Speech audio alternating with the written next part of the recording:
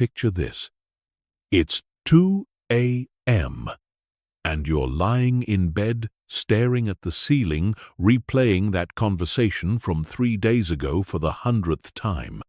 Your mind is spinning through every possible scenario about tomorrow's presentation, analyzing every word choice, every potential outcome, everything that could go wrong.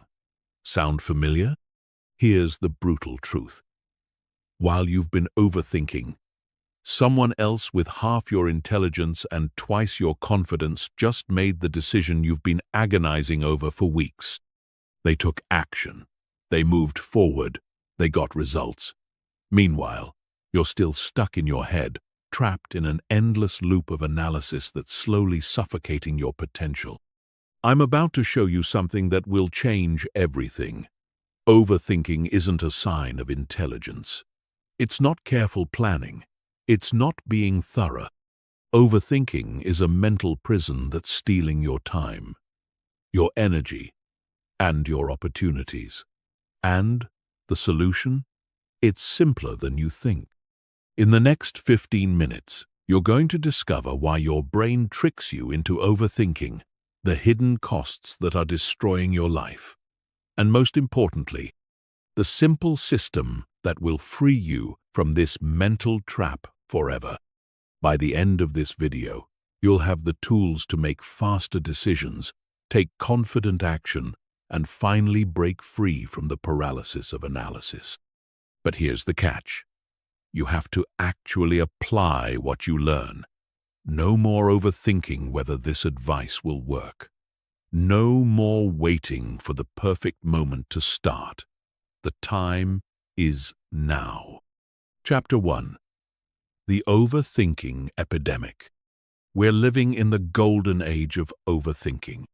Never before in human history have we had access to so much information, so many options, so many voices telling us what we should do, how we should think, what we should choose, and it's paralyzing us.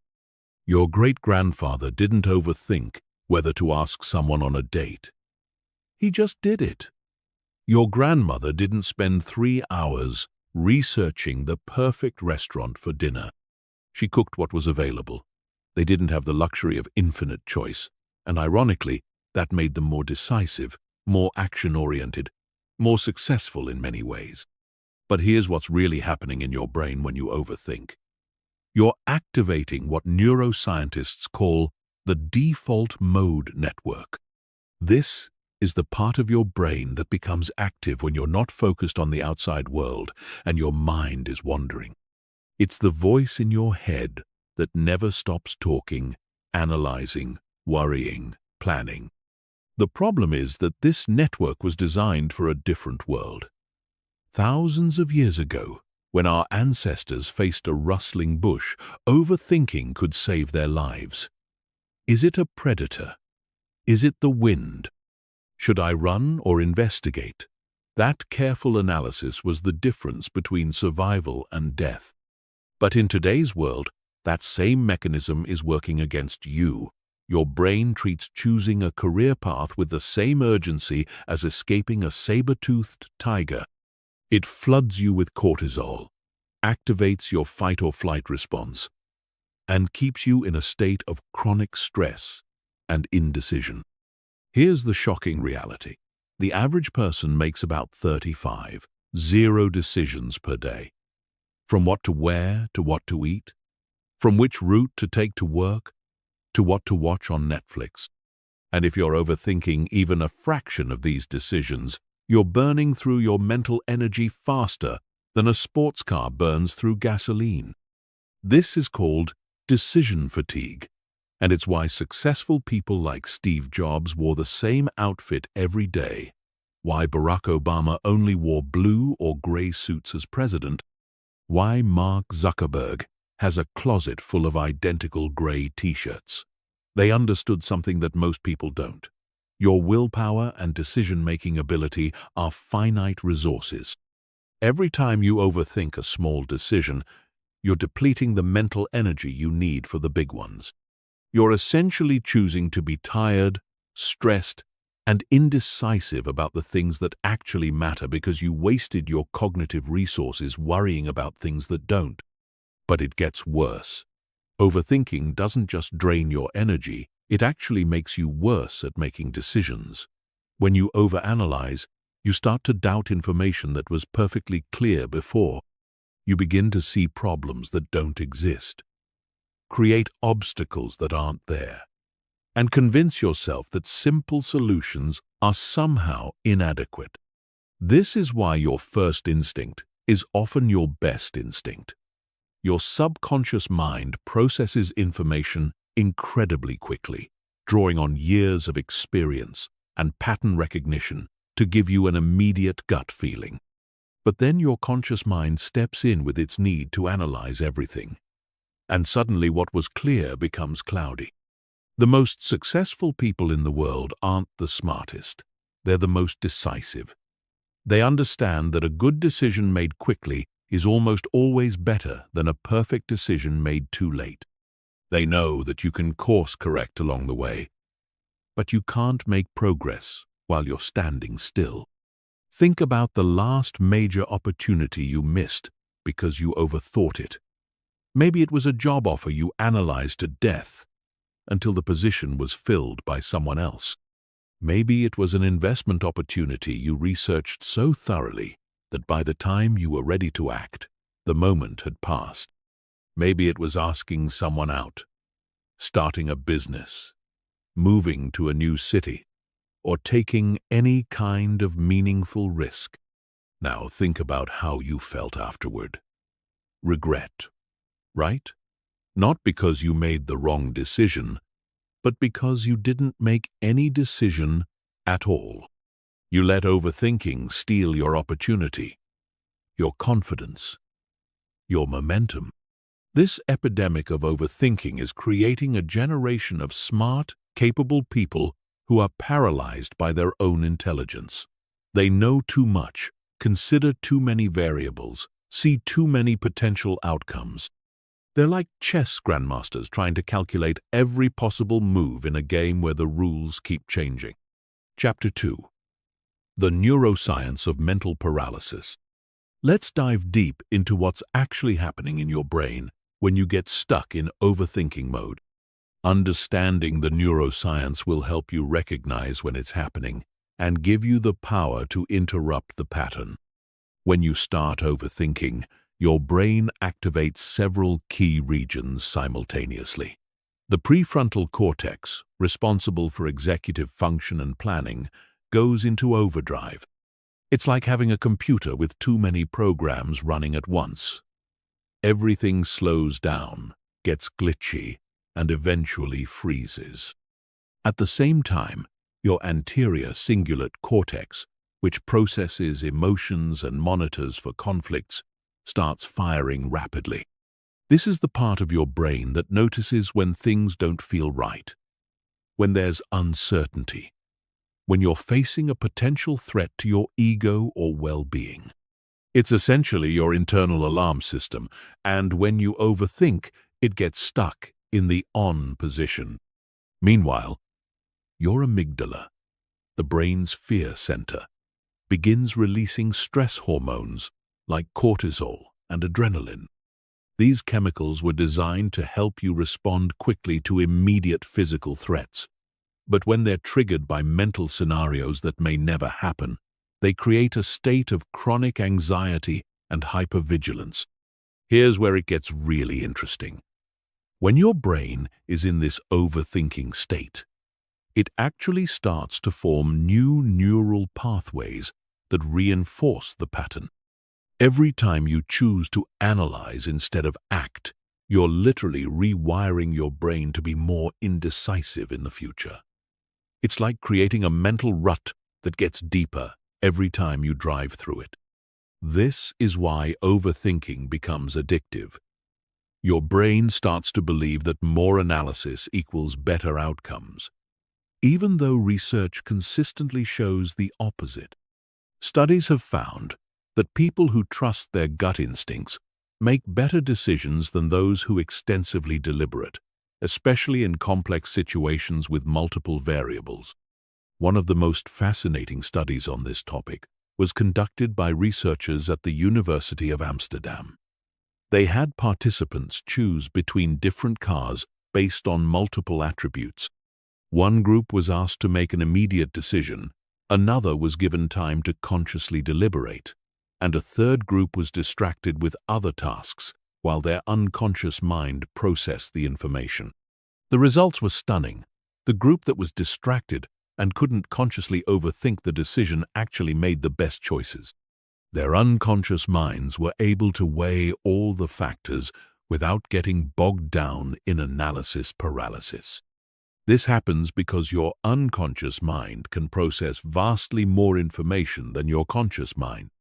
While your conscious mind can handle about 7 pieces of information at once, your unconscious mind can process millions of pieces of data simultaneously.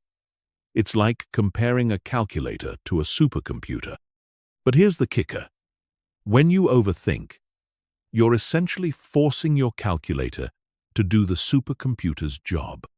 You're taking a system that's designed for rapid, intuitive processing and trying to make it work like a slow, methodical analyzer. It's no wonder you feel mentally exhausted and confused.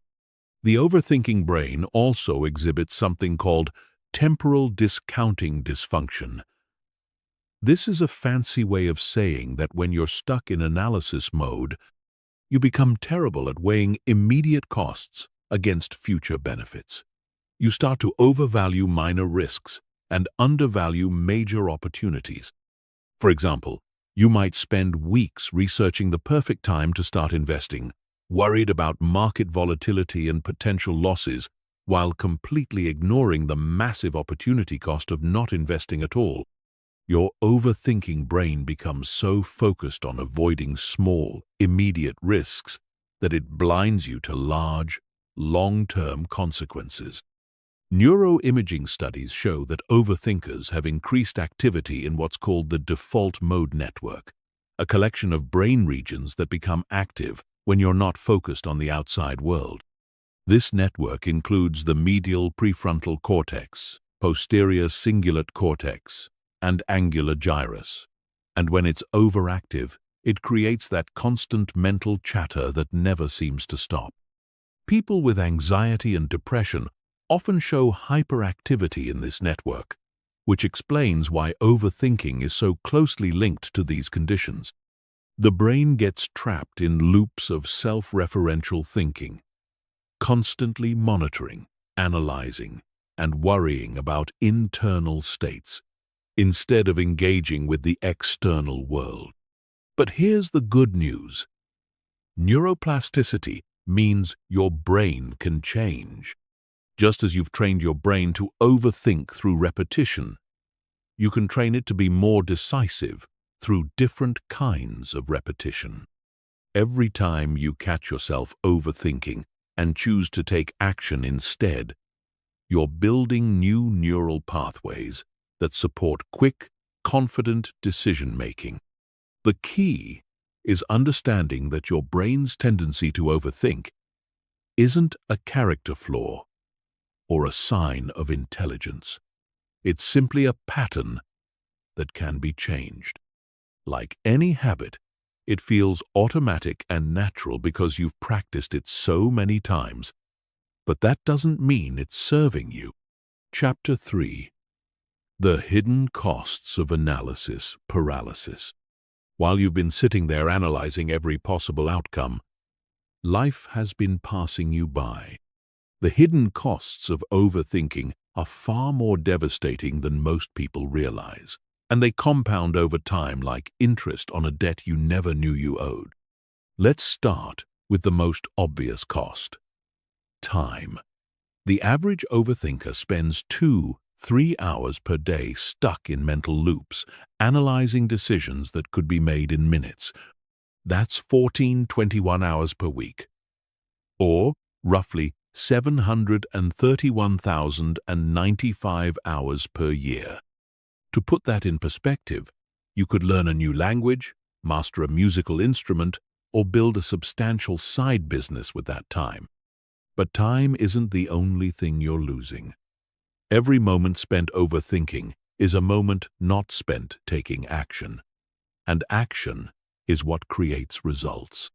While you're perfecting your business plan, someone else is launching their imperfect version and learning from real customer feedback. While you're researching the perfect workout routine, someone else is at the gym building muscle and strength. This leads to what psychologists call analysis paralysis, the state where you've analyzed a situation so thoroughly that you become incapable of making any decision at all. You've considered every angle, every risk, every possible outcome, and instead of feeling more confident, you feel overwhelmed and frozen. The irony is brutal. The more you think about a decision, the less confident you become in your ability to make it. This happens because overthinking activates your brain's error detection system, which starts to find problems and inconsistencies that weren't apparent before. What seemed like a clear choice becomes murky and complicated. This leads to what researchers call decision avoidance, the tendency to postpone or delegate decisions when they become too complex or overwhelming. You might tell yourself you're being careful and thorough, but what you're really doing is avoiding the discomfort of commitment and the possibility of being wrong. The financial costs of overthinking are staggering. In the investment world, analysis paralysis costs people millions of dollars every year. While overthinkers are researching the perfect stock, bond, or real estate investment, markets move, opportunities disappear, and compound interest works against them instead of for them. Career-wise, overthinking is equally destructive. How many promotions have you not pursued because you weren't ready yet? How many networking events have you skipped because you didn't know exactly what to say? How many business ideas have died in your head because you couldn't stop finding potential problems? The opportunity cost of overthinking is enormous because opportunities have expiration dates. The job opening won't wait for you to perfectly craft your application. The potential business partner won't wait for you to finish your analysis. The chance to invest in that property won't wait for you to research every possible risk. But perhaps the most devastating cost is psychological. Chronic overthinking erodes your confidence in your own judgment. Every time you second-guess yourself, every time you analyze a decision to death, every time you choose analysis over action, you're reinforcing the belief that you can't trust your own instincts. This creates a vicious cycle. The less you trust yourself, the more you feel the need to overthink. The more you overthink, the less confident you become. Over time, you develop what psychologists call learned helplessness, the belief that your actions don't matter, that outcomes are beyond your control, that you're powerless to create the life you want. Relationships suffer tremendously from overthinking. When you overanalyze every text message, every facial expression, every social interaction, you create problems that don't exist and misconnections that do. You become so focused on managing impressions and avoiding rejection that you forget to be authentic and present. The energy cost of overthinking is also significant. Your brain uses about 20% of your body's total energy, and when it's stuck in overdrive, that percentage increases dramatically. This is why a day of overthinking can leave you feeling more exhausted than a day of physical labor. You're literally burning yourself out without producing anything of value. Creativity and innovation are casualties of overthinking as well. When your mind is constantly analyzing and critiquing, there's no space for new ideas to emerge. You become so focused on what's practical, safe, and logical that you lose touch with what's possible, exciting, and revolutionary. The health impacts are real too. Chronic overthinking triggers the same stress response as real physical threats, flooding your system with cortisol and adrenaline. Over time, this leads to elevated blood pressure, weakened immune function, disrupted sleep, and increased risk of anxiety and depression. Social costs accumulate as well. Overthinkers often become boring conversationalists because they're so focused on saying the right thing that they say nothing interesting at all. They miss out on spontaneous adventures, last-minute opportunities, and the kind of experiences that create lasting memories and deep connections. Perhaps most tragically, overthinking robs you of the present moment. While your mind is spinning through past regrets and future worries, life is happening right now. You miss sunsets because you're worried about tomorrow's weather. You miss conversations because you're analyzing what you should say next. You miss opportunities for joy because you're focused on potential problems. The compound effect of these costs is staggering. Small decisions that could be made in seconds stretch into hours. Simple opportunities become complex problems. Clear paths become maze-like puzzles. And slowly, over months and years, overthinking transforms capable, intelligent people into hesitant, anxious, paralyzed versions of themselves. Chapter 4. Why your brain tricks you into overthinking. Your brain isn't trying to sabotage you when it falls into overthinking patterns. In fact, it's trying to protect you using mechanisms that were perfectly adapted for a world that no longer exists. Understanding why your brain defaults to overthinking will help you recognize when it's happening and give you the compassion to change the pattern without fighting against your own nature.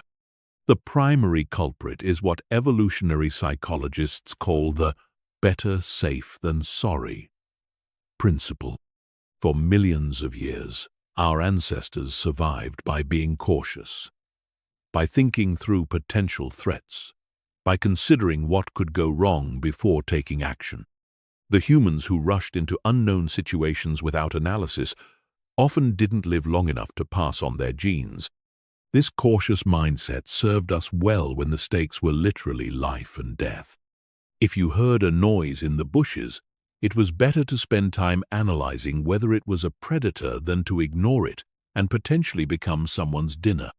If you were considering eating an unknown plant, extensive deliberation could save you from poisoning. But here's the problem.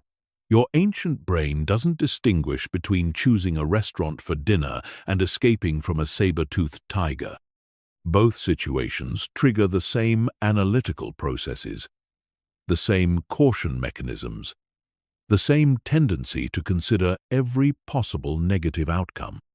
Modern life has created what researchers call a threat detection malfunction. Your brain's early warning system, which was calibrated for physical dangers that appeared suddenly and required immediate response, is now constantly activated by abstract, future-oriented concerns that may never actually materialize. When you're lying in bed worrying about a presentation next week, your brain is responding as if the audience is already there, judging you, waiting to pounce on your mistakes. When you're analyzing whether to ask someone on a date, your brain is treating potential rejection like a physical attack on your survival. This is compounded by what psychologists call the negativity bias, your brain's tendency to focus more on potential losses than potential gains. Studies show that people feel the pain of losing 100 more intensely than the pleasure of gaining 100. This bias made sense when resources were scarce and losing anything could mean starvation. But in today's abundant world, it often prevents us from taking beneficial risks. Your brain also has a built-in completion tendency. It wants to resolve open loops and answer unanswered questions. This is why you can't stop thinking about a problem until you've solved it, even when the problem doesn't actually need solving. Your brain perceives unresolved decisions as threats to your sense of control and competence. Social media and information overload have hijacked these natural tendencies. Your brain receives thousands of data points every day about what you should do, what you should want, what you should achieve. This creates what psychologists call choice overload, when having too many options actually makes decision-making harder, not easier. The famous jam study illustrated this perfectly. When shoppers were offered 24 varieties of jam to sample, only 3% made a purchase. But when they were offered just 6 varieties, 30% bought jam. More options led to more analysis, more comparison, more second-guessing, and ultimately more paralysis. Your brain also falls victim to what's called the planning fallacy, the tendency to underestimate how long tasks will take and overestimate your ability to complete them perfectly. This leads to endless planning and replanning, as your brain keeps trying to create the perfect strategy that will guarantee success. Social comparison adds another layer of complexity. Thanks to social media, you're constantly exposed to curated highlights of other people's lives, creating pressure to make optimal choices that will lead to Instagram-worthy outcomes. Your brain starts to treat every decision as a performance that will be judged by others. The paradox of choice has reached epidemic proportions. Your ancestors might have had to choose between 3 potential mates in their village. You have access to millions through dating apps. They might have had one career path available. You have thousands of possibilities. They ate what was available. You have infinite restaurant options, dietary philosophies, and nutrition advice to consider. Your brain's pattern-matching system, which once helped you recognize dangerous situations based on limited information, now gets overwhelmed by the complexity of modern decisions. It keeps searching for patterns and precedents that don't exist, trying to apply simple heuristics to complex, unprecedented situations. Fear of regret plays a massive role in overthinking.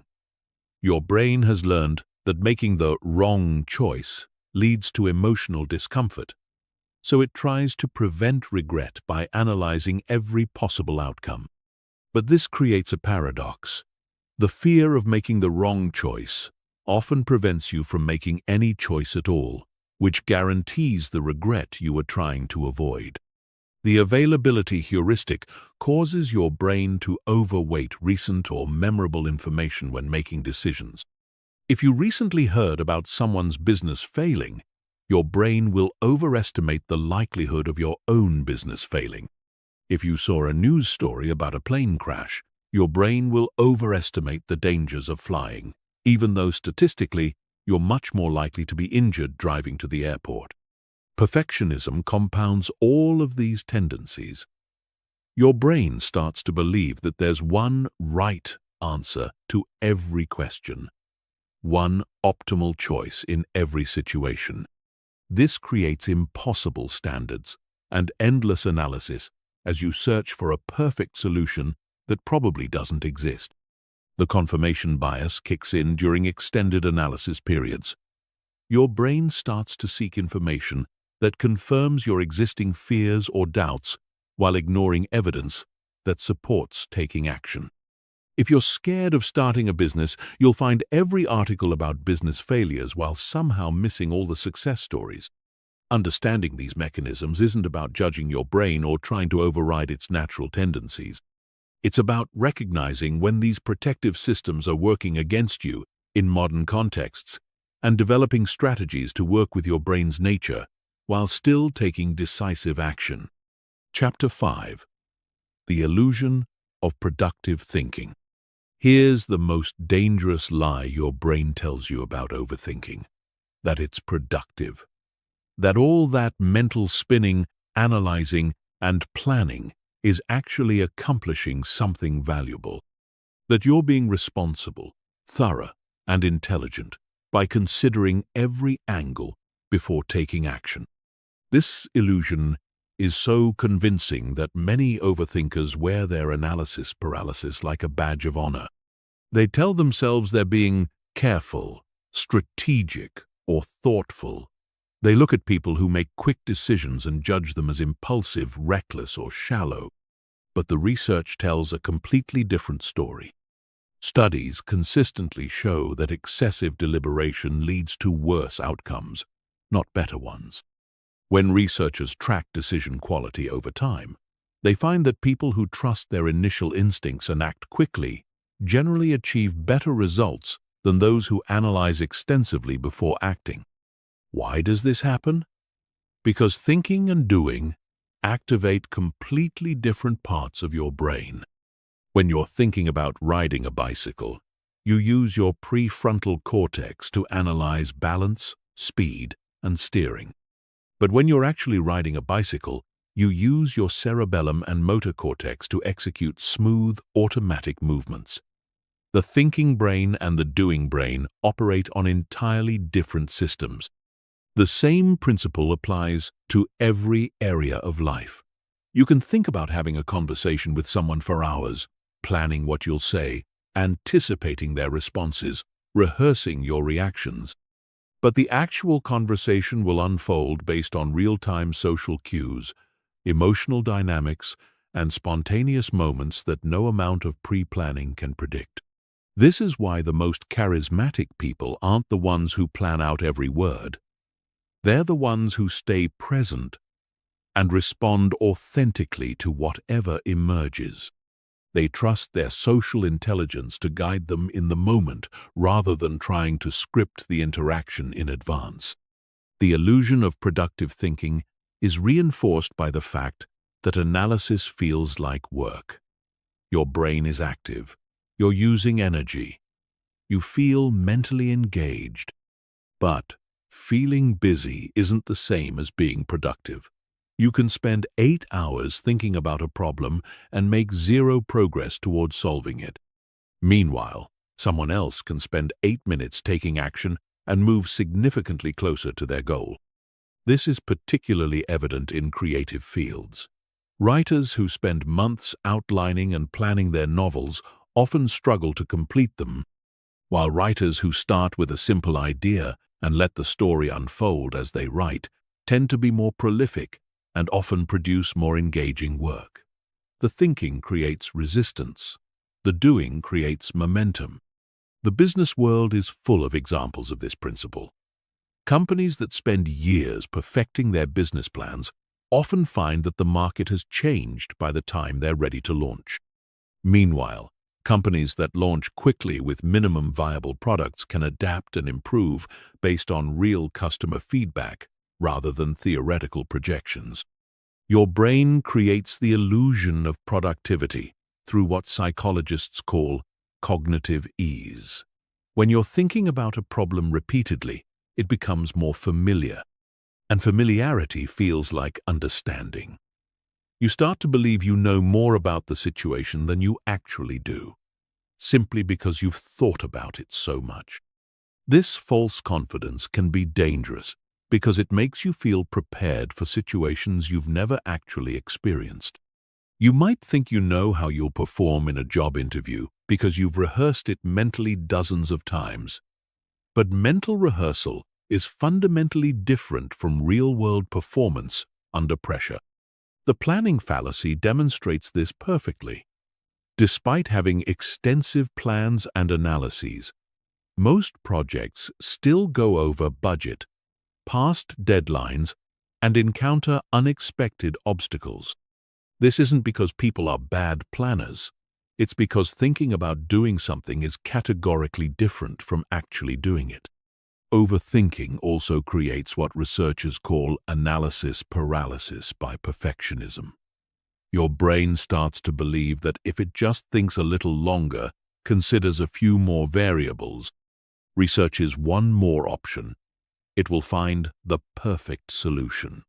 But perfection is a moving target that retreats as fast as you approach it. The truth is that most decisions are reversible or adjustable. You can change jobs, end relationships, move to different cities, pivot business strategies, or modify almost any choice you make. But overthinking treats every decision as permanent and catastrophic, which creates artificial pressure that leads to even more analysis. Real productivity comes from iteration, not ideation. It comes from trying something, learning from the results, adjusting your approach, and trying again. This cycle of action and feedback is how you actually improve, grow, and achieve your goals. Thinking alone, no matter how extensive or sophisticated, cannot substitute for this experiential learning process. The most successful entrepreneurs, athletes, and creatives understand this principle intuitively. They know that you can't think your way to mastery. You have to practice your way there. They embrace what tech companies call failing fast, trying things quickly, learning from what doesn't work, and iterating toward what does.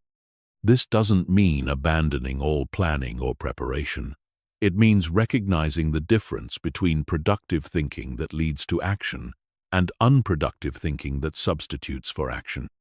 Productive thinking is focused, time-limited, and goal-oriented. It asks specific questions like, "What's the first step?"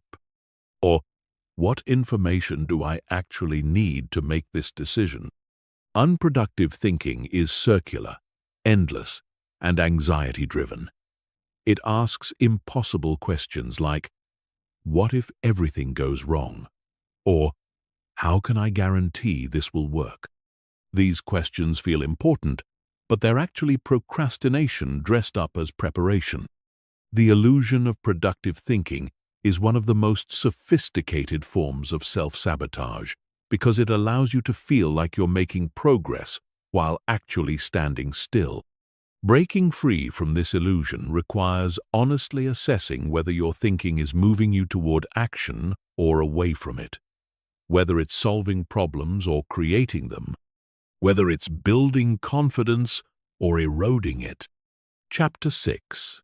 The 2-Minute Decision Rule. Here's where everything changes. I'm about to give you the most powerful tool for breaking free from overthinking. And it's so simple that your brain will initially resist it because it seems too easy. But simplicity is exactly what makes it work.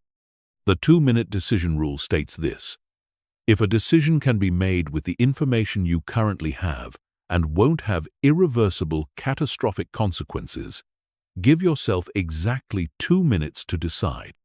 Not 2 hours, not 2 days, not 2 weeks, 2 minutes. Here's how it works in practice. Set a timer for 2 minutes. During those 2 minutes, you can consider the options, weigh the pros and cons, think through the immediate consequences. But when that timer goes off, you must make a decision. No extensions, no exceptions, no just 5 more minutes to think about it. The magic of this rule isn't in the time limit itself. It's in what the time limit forces your brain to do. When you know you only have 2 minutes, your mind automatically filters out irrelevant information and focuses on what actually matters. It stops trying to predict every possible future scenario and starts evaluating based on current reality. Your brain has 2 decision-making systems. System 1 is fast, intuitive, and based on pattern recognition and accumulated experience. System 2 is slow, analytical, and based on conscious reasoning. Overthinking happens when System 2 takes over decisions that System 1 is perfectly equipped to handle.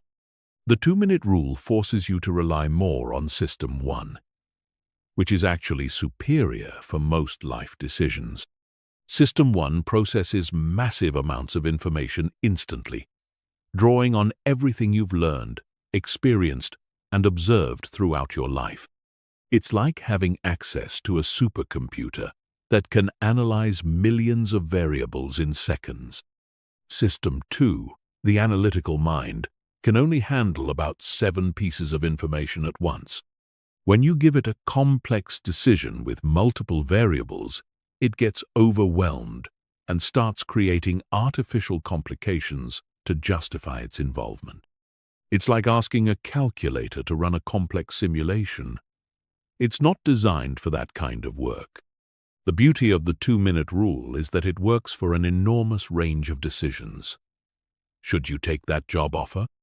2 minutes is enough to consider the salary, the role, the company, the location, and how it aligns with your goals.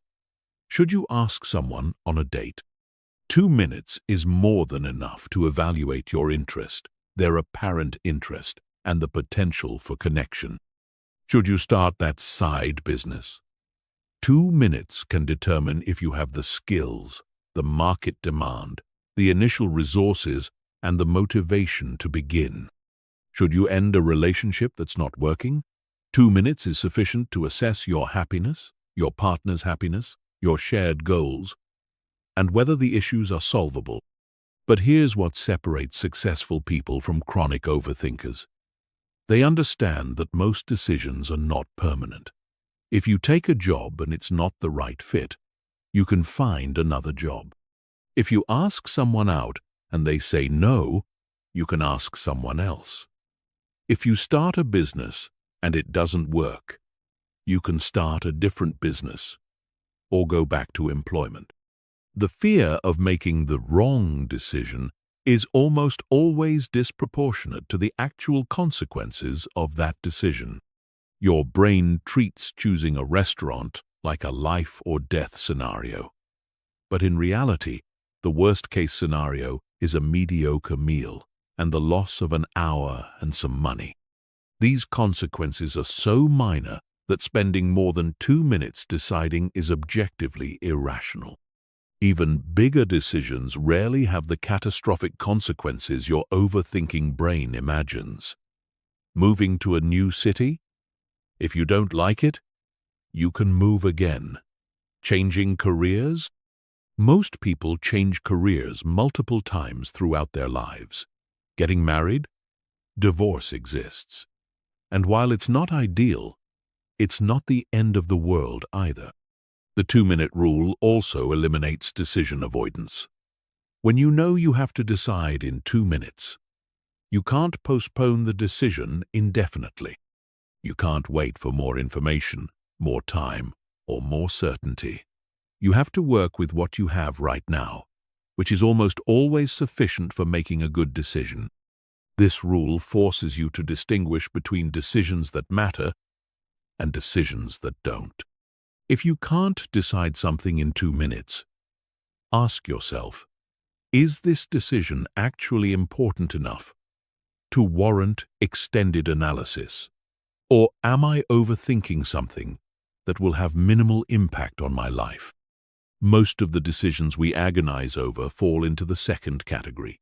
What to wear to work, what to have for lunch, which movie to watch, what to post on social media.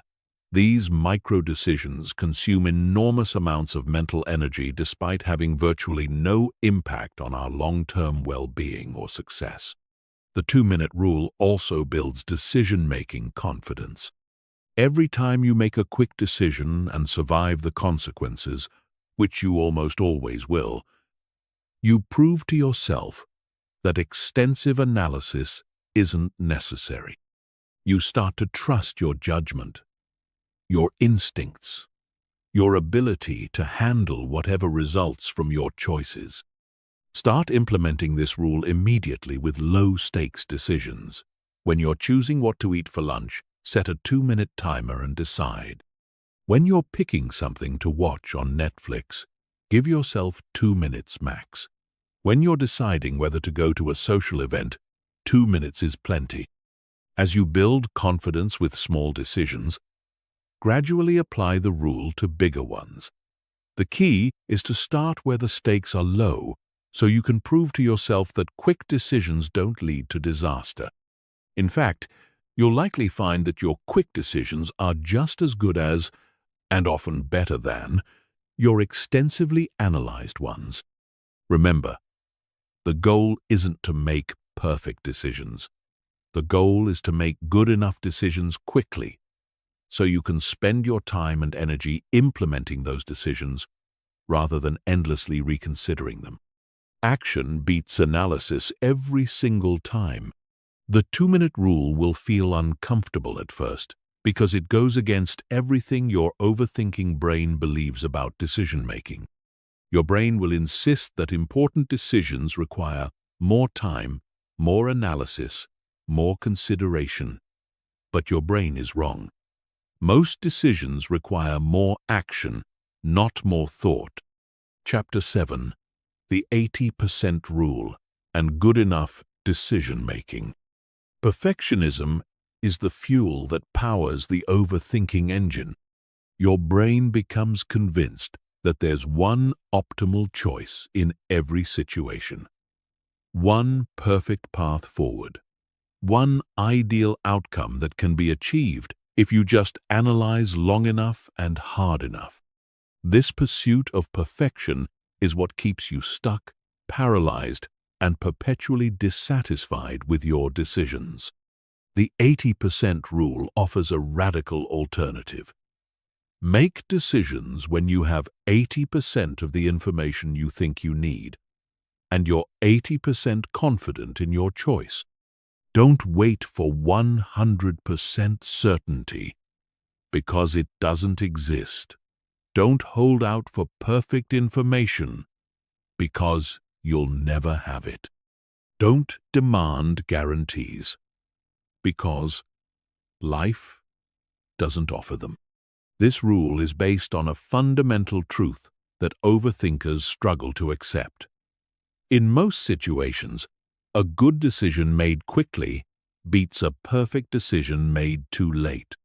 The remaining 20% of information you're waiting for rarely changes the fundamental nature of the decision, but it can cost you the opportunity to act when action matters most. Military leaders understand this principle intimately. In combat situations, waiting for perfect intelligence can mean the difference between victory and defeat, between life and death.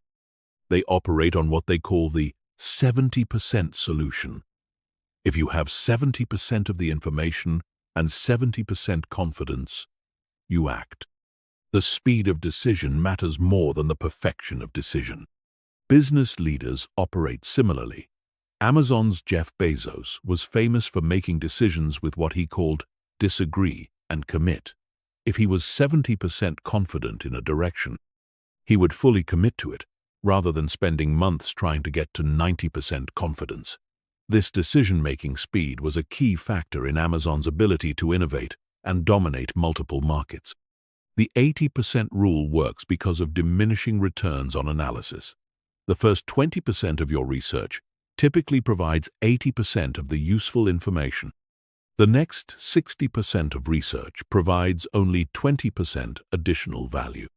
The final 20% of research, the part that gets you from pretty sure to absolutely certain, provides almost no additional value while consuming enormous amounts of time and energy. Think about buying a car. The first hour of research tells you about reliability ratings, price ranges, fuel efficiency, and safety scores. The second hour might teach you about specific features, warranty details, and dealer incentives. But the 20th hour of research, you're probably comparing thread counts on floor mats or analyzing the exact shade differences between paint options. That's not productive research. That's procrastination disguised as preparation. The 80% rule also acknowledges a crucial reality. You can course correct as you go. Most decisions aren't permanent, and most mistakes are recoverable. If you choose a direction and new information emerges that suggests a different path would be better, you can adjust. But you can't make progress while you're standing still, waiting for perfect clarity. This principle applies powerfully to career decisions. You don't need to find the perfect job. You need to find a good job that moves you in the right direction. You can learn what you like and don't like through actual experience. Then use that information to make your next career move. But if you wait for the perfect opportunity, you might wait forever while missing dozens of good opportunities that could have advanced your career. The same logic applies to relationships. You don't need to find the perfect person. You need to find someone who meets your core criteria and with whom you feel a genuine connection. You can learn about compatibility through spending time together, not through endless analysis of their social media profiles or interrogation of mutual friends. Entrepreneurship is perhaps the perfect example of why the 80% rule matters. No business plan survives contact with real customers. No matter how thoroughly you research your market, your competitors, your pricing strategy, you won't know what actually works until you launch and start getting real-world feedback. The entrepreneurs who succeed are those who launch with good enough plans and iterate based on actual results. The 80% rule helps you avoid what researchers call information overload paralysis. When you have too much information, your brain struggles to process it all effectively. You start to weight minor factors equally with major ones. You begin to see patterns and problems that don't actually exist. You convince yourself that you need just a little more information to make the right choice. But here's the paradox. The more information you gather, the less confident you often become in your decision. This happens because additional information frequently introduces complexity rather than clarity.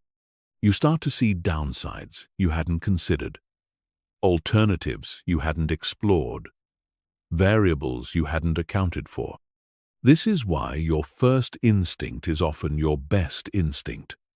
Your initial reaction to a situation is based on rapid processing of the most relevant information, filtered through your experience and intuition. As you gather more information, you start second-guessing this initial assessment, even though it was likely more accurate than your overthought conclusion. The 80% rule also protects you from analysis paralysis by imposing a decision deadline. Once you reach 80% confidence, you stop researching and start acting. This prevents the endless deferral that characterizes chronic overthinking. Implementing the 80% rule requires developing comfort with uncertainty. You have to accept that you'll never have complete information, that some risk is inherent in every decision, that you can't control every outcome. This acceptance is liberating because it frees you from the impossible burden of trying to predict and prevent every possible negative consequence. Start practicing with decisions where the stakes are moderate. When you're choosing a vacation destination, stop researching when you're 80% sure about a place. When you're deciding whether to attend a social event, make the call when you're 80% confident about your preference. When you're considering a purchase, buy it when you're 80% satisfied with your research. The key is to recognize the difference between useful information and information gathering as procrastination. Useful information directly impacts your decision. Procrastination information is just more data that makes you feel busy without actually moving you closer to a choice. Remember, the goal isn't to be right 100% of the time. That's impossible. The goal is to be right often enough that your quick decisions create better outcomes than your slow ones. And research consistently shows that people who make faster decisions with less information often achieve better results than those who analyze extensively before acting. The 80% rule teaches you to trust yourself, to value speed over perfection, and to embrace the iterative nature of life. You make the best decision you can with the information you have, then adjust course as new information emerges. This approach leads to faster progress, less stress, and surprisingly better outcomes than the perfectionist alternative. Chapter 8. Creating Decision: Deadlines that Actually Work. One of the most insidious aspects of overthinking is how it creates the illusion of productivity while actually preventing progress. You tell yourself you're still deciding or gathering more information, but what you're really doing is avoiding the discomfort of commitment. Decision deadlines cut through this self-deception by forcing action within a specific time frame. But not all decision deadlines work. Most people set arbitrary deadlines that their brains don't take seriously. Or they set unrealistic deadlines that create stress without promoting good decision-making. Effective decision deadlines have specific characteristics that make them psychologically compelling and practically useful. First, effective deadlines are tied to external consequences, not just internal preferences. If you tell yourself you'll decide about a job offer by the end of the week, your brain knows there's no real consequence for missing that deadline. But if the job offer expires at 5 p.m. on Friday, your brain treats that as a hard boundary that must be respected. This is why artificial scarcity works so effectively in marketing. When a sale is ending at midnight, when there are only 3 items left in stock, when an offer is available for the next 24 hours only, your brain shifts into decision mode. It stops analyzing and starts choosing because the window of opportunity is closing.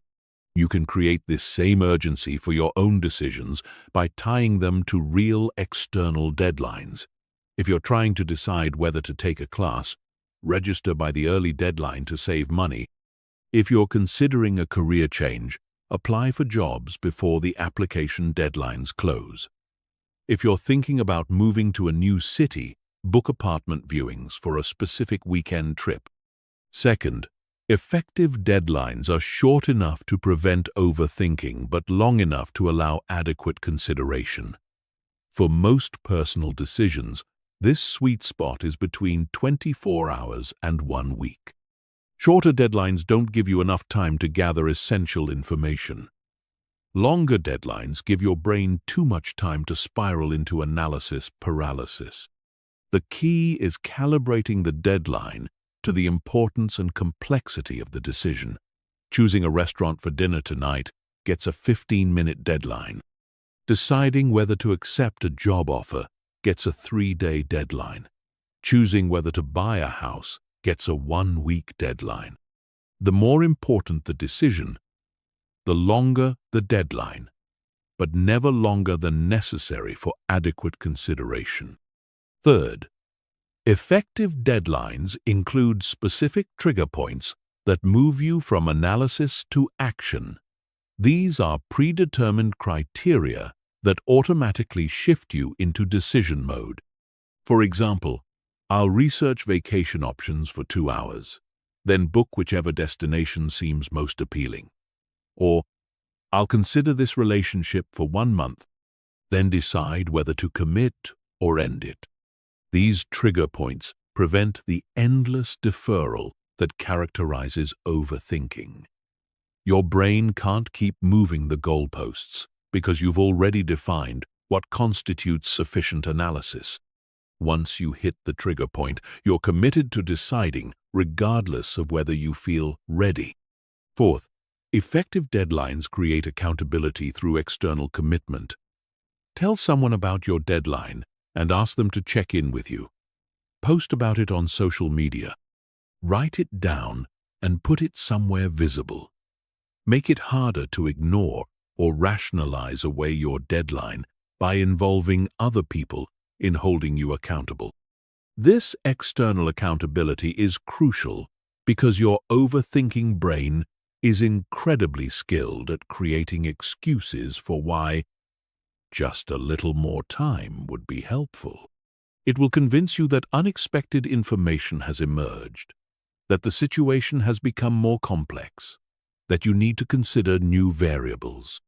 External accountability helps you recognize these excuses for what they are. Fifth, effective deadlines include predetermined consequences for missing the deadline. If you don't decide by your deadline, what happens? Maybe you automatically choose the first option you considered. Maybe you ask someone else to decide for you. Maybe you eliminate the option that's causing the most analysis paralysis. These consequences don't need to be punitive. They just need to be automatic and predefined.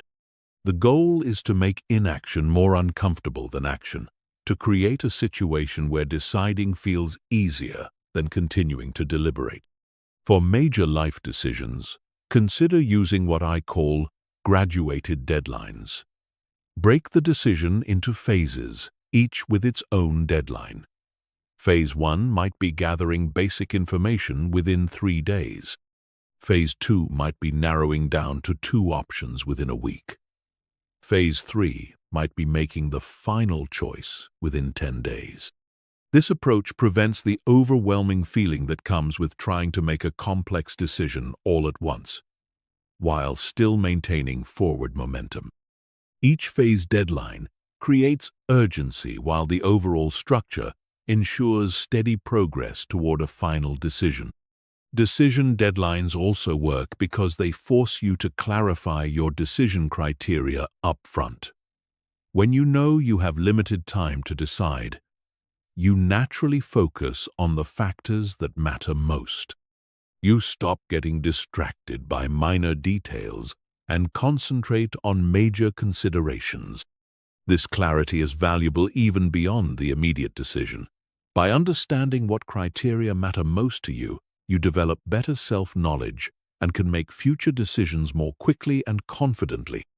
One powerful technique is the default option deadline strategy. When you're struggling to choose between multiple options, designate one as your default choice. If you haven't actively chosen something else by your deadline, you automatically go with the default.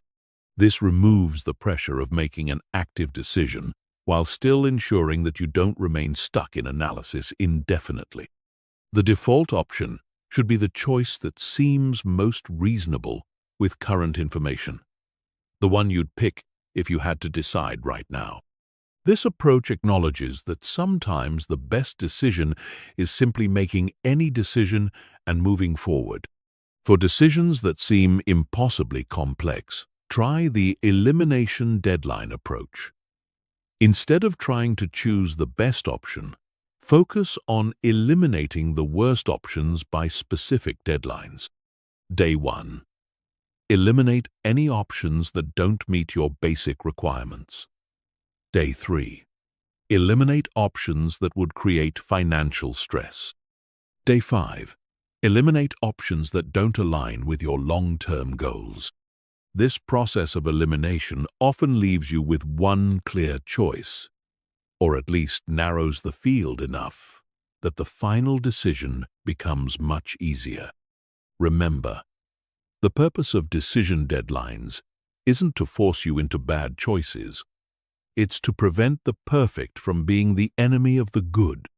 Deadlines help you recognize when you have sufficient information to make a reasonable decision and prevent you from falling into the trap of endless analysis.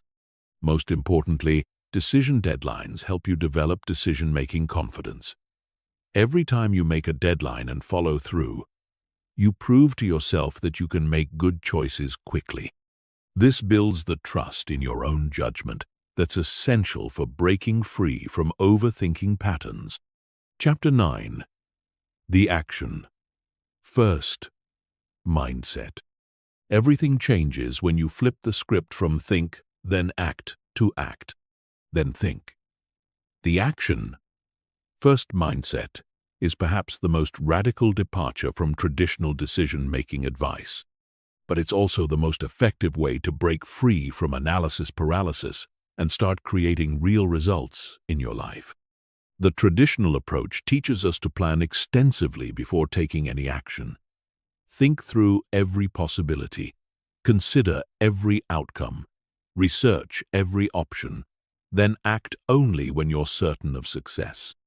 This sounds reasonable, but it's based on a fundamental misunderstanding of how learning and progress actually work. Real learning happens through experience, not analysis.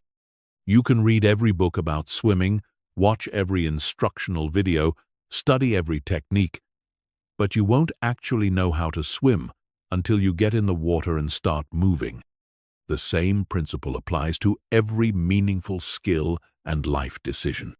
The action-first mindset recognizes that action generates information that thinking alone cannot provide.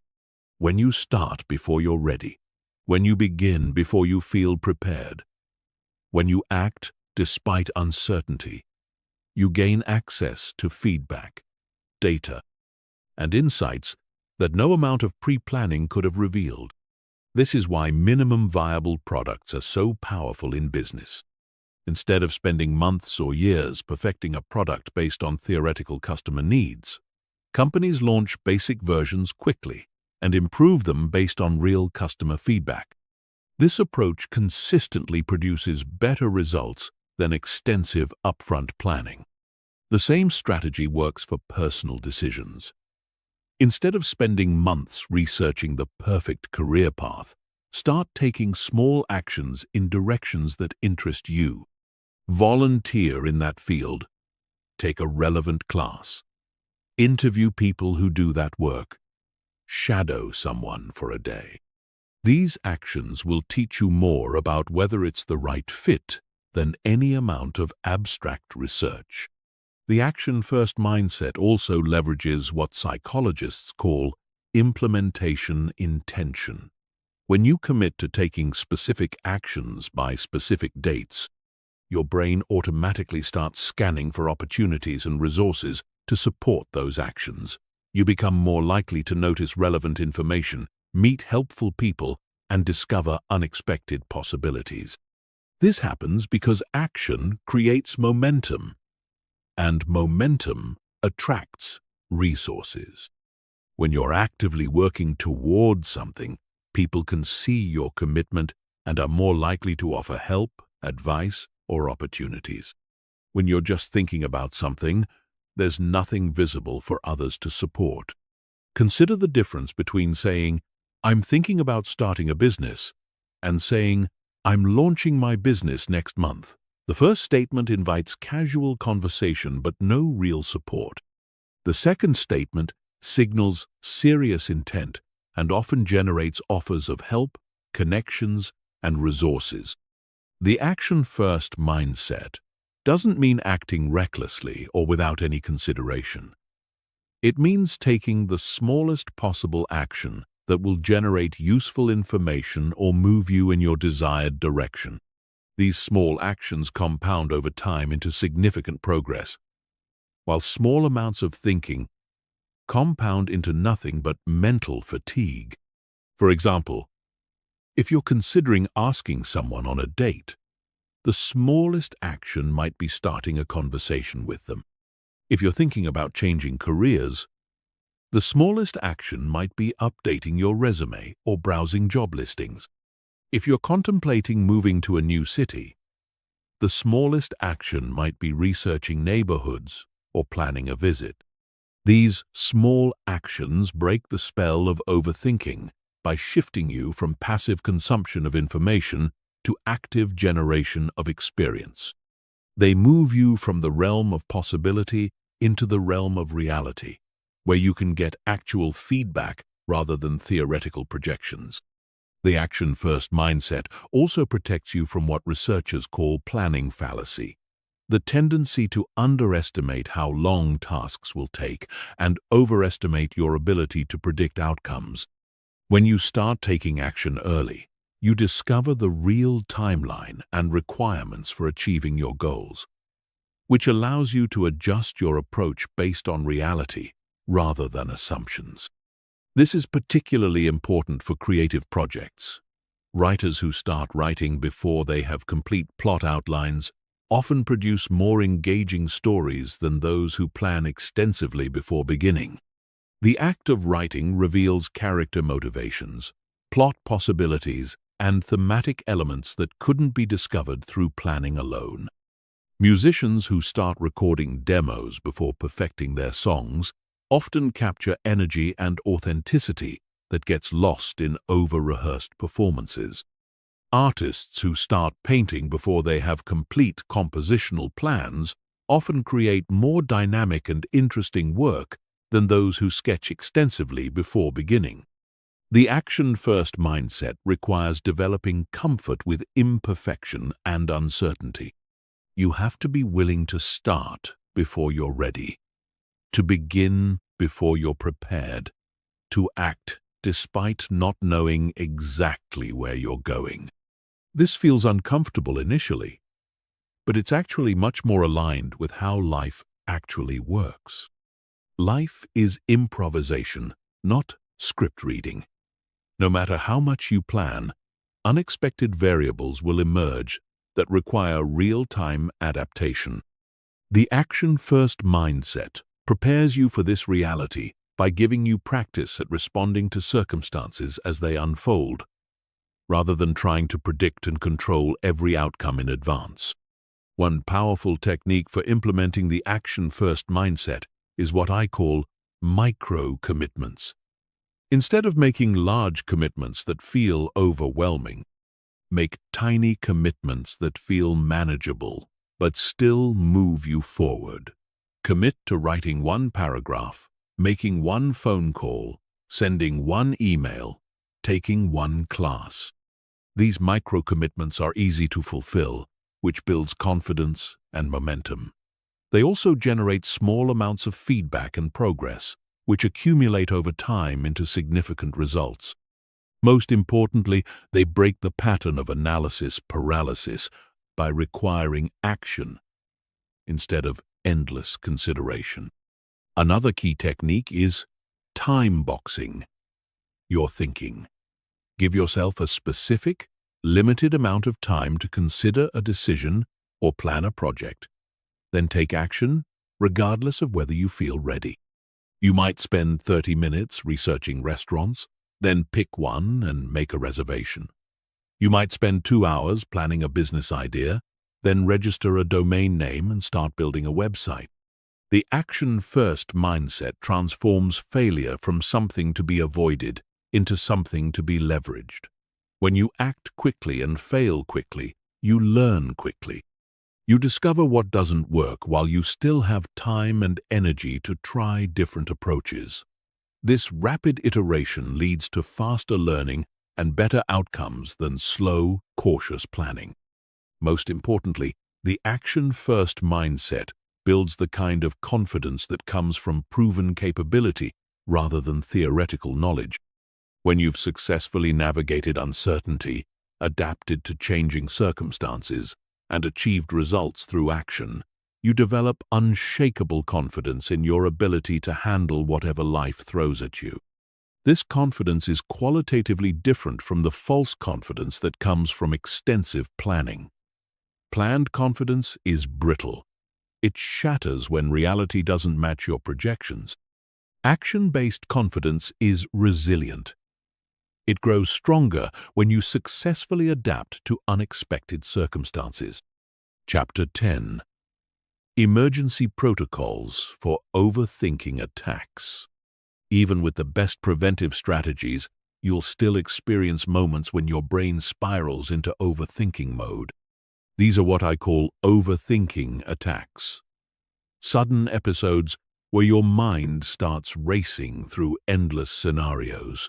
Your stress levels spike, and you feel paralyzed by the complexity of a situation. Having emergency protocols ready for these moments can help you break the pattern quickly and regain your ability to think clearly and act decisively. The first step in any emergency protocol is recognition. You need to develop the ability to catch yourself in the middle of an overthinking attack rather than getting swept away by it. The earlier you recognize what's happening, the easier it is to interrupt the pattern and redirect your mental energy. Common signs of an overthinking attack include your heart rate increasing as you think about a situation, your mind jumping rapidly between different scenarios or outcomes, feeling overwhelmed by the number of variables to consider, having the same thoughts loop repeatedly without resolution, feeling physically tense or restless while thinking, or finding yourself researching the same topics obsessively without making progress. Once you recognize that you're in overthinking mode, the first emergency protocol is what I call the circuit breaker. Just like an electrical circuit breaker stops dangerous power surges, this technique stops dangerous thought surges before they can do damage to your decision-making capability. The circuit breaker has 3 steps: stop, breathe, and ground. First, literally say, stop, out loud or in your head. This interrupts the thought pattern and creates a moment of awareness. Second, take 5 deep breaths, focusing only on the sensation of air entering and leaving your lungs. This activates your parasympathetic nervous system and reduces stress hormones. Third, ground yourself by naming 5 things you can see, 4 things you can touch, 3 things you can hear, 2 things you can smell, and 1 thing you can taste. This grounding technique, known as the 5-4-3-2-1 method, pulls your attention away from abstract worries and back to present moment reality. It's almost impossible to overthink about future scenarios when you're fully engaged with immediate sensory experience. The second emergency protocol is the 2-question filter. When you're overwhelmed by the complexity of a situation, ask yourself only 2 questions. What's the worst realistic outcome if I make the wrong choice? And what's the cost of not deciding at all? These questions help you gain perspective on whether your overthinking is proportionate to the actual stakes involved. Most of the time, you'll discover that the worst realistic outcome is much less catastrophic than your anxious brain is suggesting, while the cost of indecision is much higher than you've been acknowledging. This realization often provides the clarity you need to move forward with confidence. The third protocol is the constraint method. When you're paralyzed by too many options or variables, artificially constrain your choices to make the decision more manageable. If you're overthinking a career change, limit yourself to considering only 3 specific job opportunities. If you're overwhelmed by investment options, choose between only 2 or 3 specific investments. These constraints aren't permanent. You can always expand your options later if needed. But in the moment of overthinking, reducing complexity helps your brain process the decision more effectively. It's like clearing clutter from a messy room so you can actually see what you're working with. The fourth protocol is the timer technique. Set a timer for 10 minutes and allow yourself to think about the situation intensively during that time. Write down every concern, every option, every potential outcome that comes to mind. Don't try to solve anything. Just capture all the thoughts that are swirling around in your head. When the timer goes off, stop thinking and start acting. Pick the first reasonable option from your list and take one small step toward it. The purpose isn't to make the perfect choice, but to break the paralysis and generate momentum. You can always adjust course later, but you can't make progress while you're stuck in analysis mode. The fifth protocol is the outside perspective technique. When you're deep in overthinking, You lose perspective on your situation. Ask yourself, what would I tell my best friend if they came to me with this exact problem? Often, the advice you'd give to someone else is clearer and more practical than the solutions your anxious brain generates for yourself. You can also literally ask someone else for their perspective, but be specific about what kind of help you need.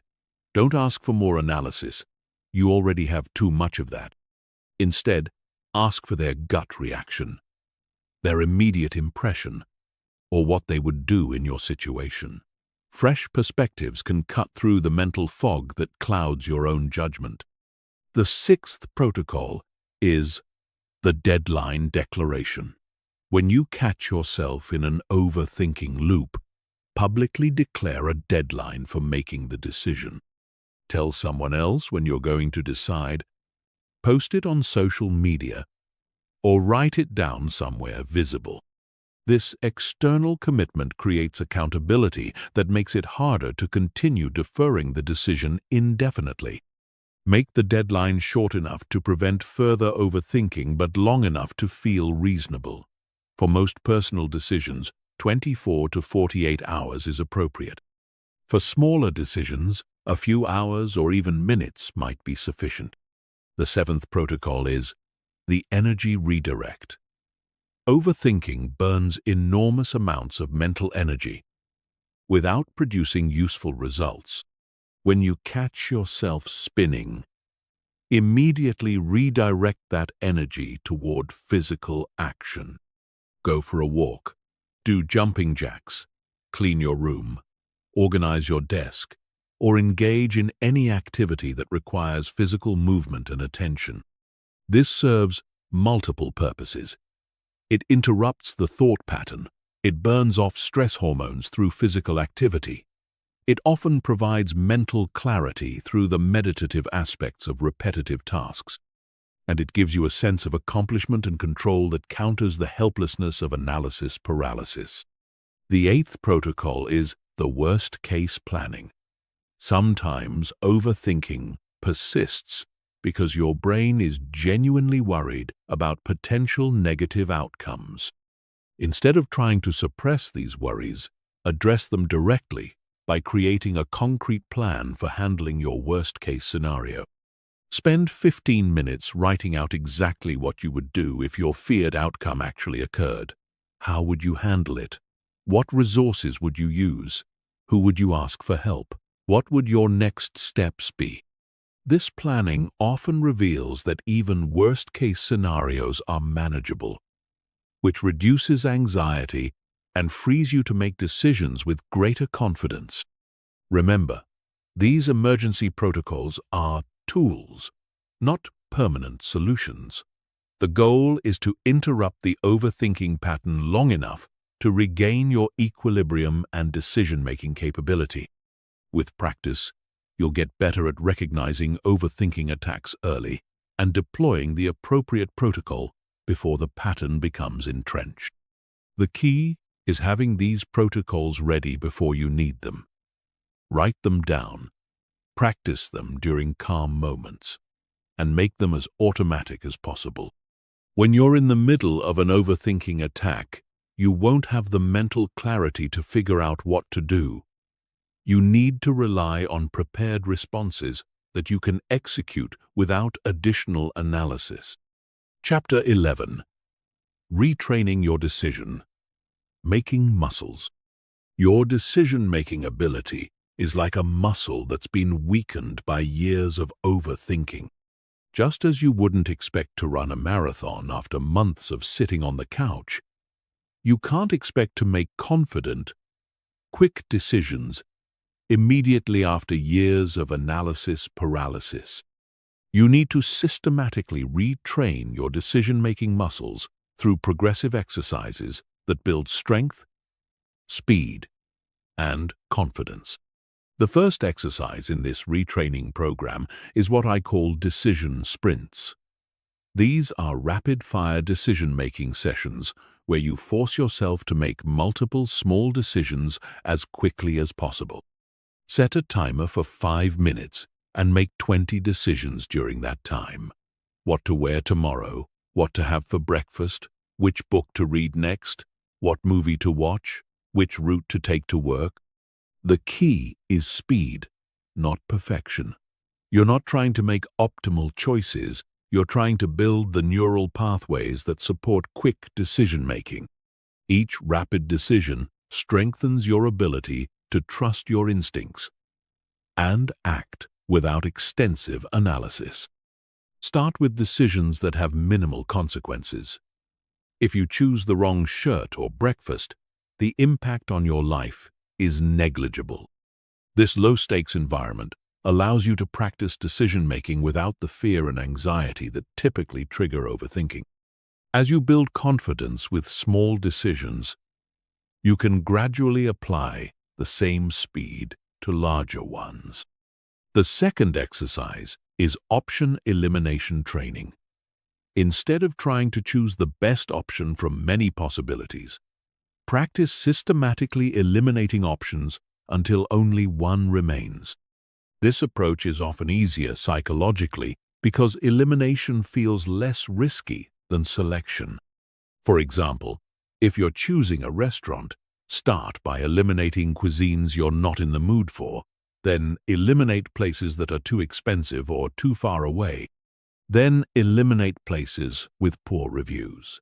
Usually, this process leaves you with one or two clear choices, making the final decision much easier. This technique works because elimination uses different mental processes than selection. When you're eliminating options, you're focused on what you don't want, which is often clearer than what you do want.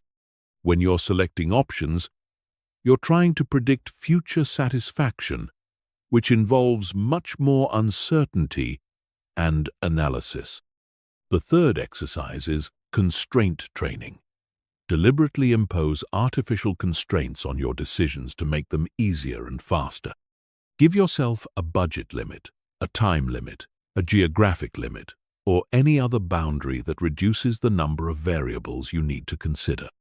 For instance, if you're choosing a vacation destination, constrain yourself to places within a 4-hour flight, or places that cost less than a specific amount, or places you can visit during a particular season. These constraints dramatically reduce the complexity of the decision while still preserving meaningful choices. Constraints are powerful because they eliminate what researchers call choice overload. When you have too many options, your brain struggles to process them effectively and often defaults to avoiding the decision altogether. Constraints create what psychologists call satisficing, choosing the first option that meets your criteria rather than trying to find the perfect option. The fourth exercise is deadline training. Practice making decisions within artificially imposed time limits that gradually decrease over time. Start by giving yourself 1 hour to make decisions that you would normally spend days considering. Then reduce it to 30 minutes, then 15 minutes, then 5 minutes. This progressive reduction forces your brain to become more efficient at processing decision-relevant information while filtering out irrelevant details. You learn to focus on what truly matters, rather than getting lost in minor considerations that don't significantly impact the outcome. The key is to start with a time frame that feels challenging but achievable, then gradually reduce it as your confidence grows. If you currently spend 3 days deciding whether to attend a social event, start by limiting yourself to 3 hours, then 1 hour, then 30 minutes. The fifth exercise is gut check training. Before making any decision, take a moment to notice your immediate, instinctive reaction to each option. What does your gut tell you? What feels right? What creates excitement versus anxiety? Then compare this gut reaction to your analytical assessment. Over time, you'll likely discover that your gut instincts are remarkably accurate. often more so than your analytical conclusions. This happens because your intuition processes vast amounts of information unconsciously, drawing on patterns and experiences that your conscious mind can't easily access. Start tracking the outcomes of decisions made primarily through gut instinct versus those made through extensive analysis. Most people are surprised to discover that their intuitive decisions often turn out better than their carefully analyzed ones. The sixth exercise is past decision analysis. Review major decisions you've made in the past and categorize them based on how much time you spent analyzing them before acting. Then honestly assess the outcomes. Did the decisions you spent more time analyzing turn out better than the ones you made quickly? This exercise often reveals that there's little correlation between analysis time and decision quality. In fact, many people discover that their quick decisions turned out better because they were based on clearer priorities and stronger instincts before doubt and complexity clouded their judgment. This analysis helps build confidence in your natural decision-making ability and reduces the fear that quick decisions lead to poor outcomes. It provides evidence that extensive analysis doesn't necessarily improve results and may actually make them worse. The seventh exercise is decision momentum building. Instead of treating each decision as an isolated event, practice making decisions in clusters. When you successfully make one quick decision, immediately make another one while you're still in decisive mode.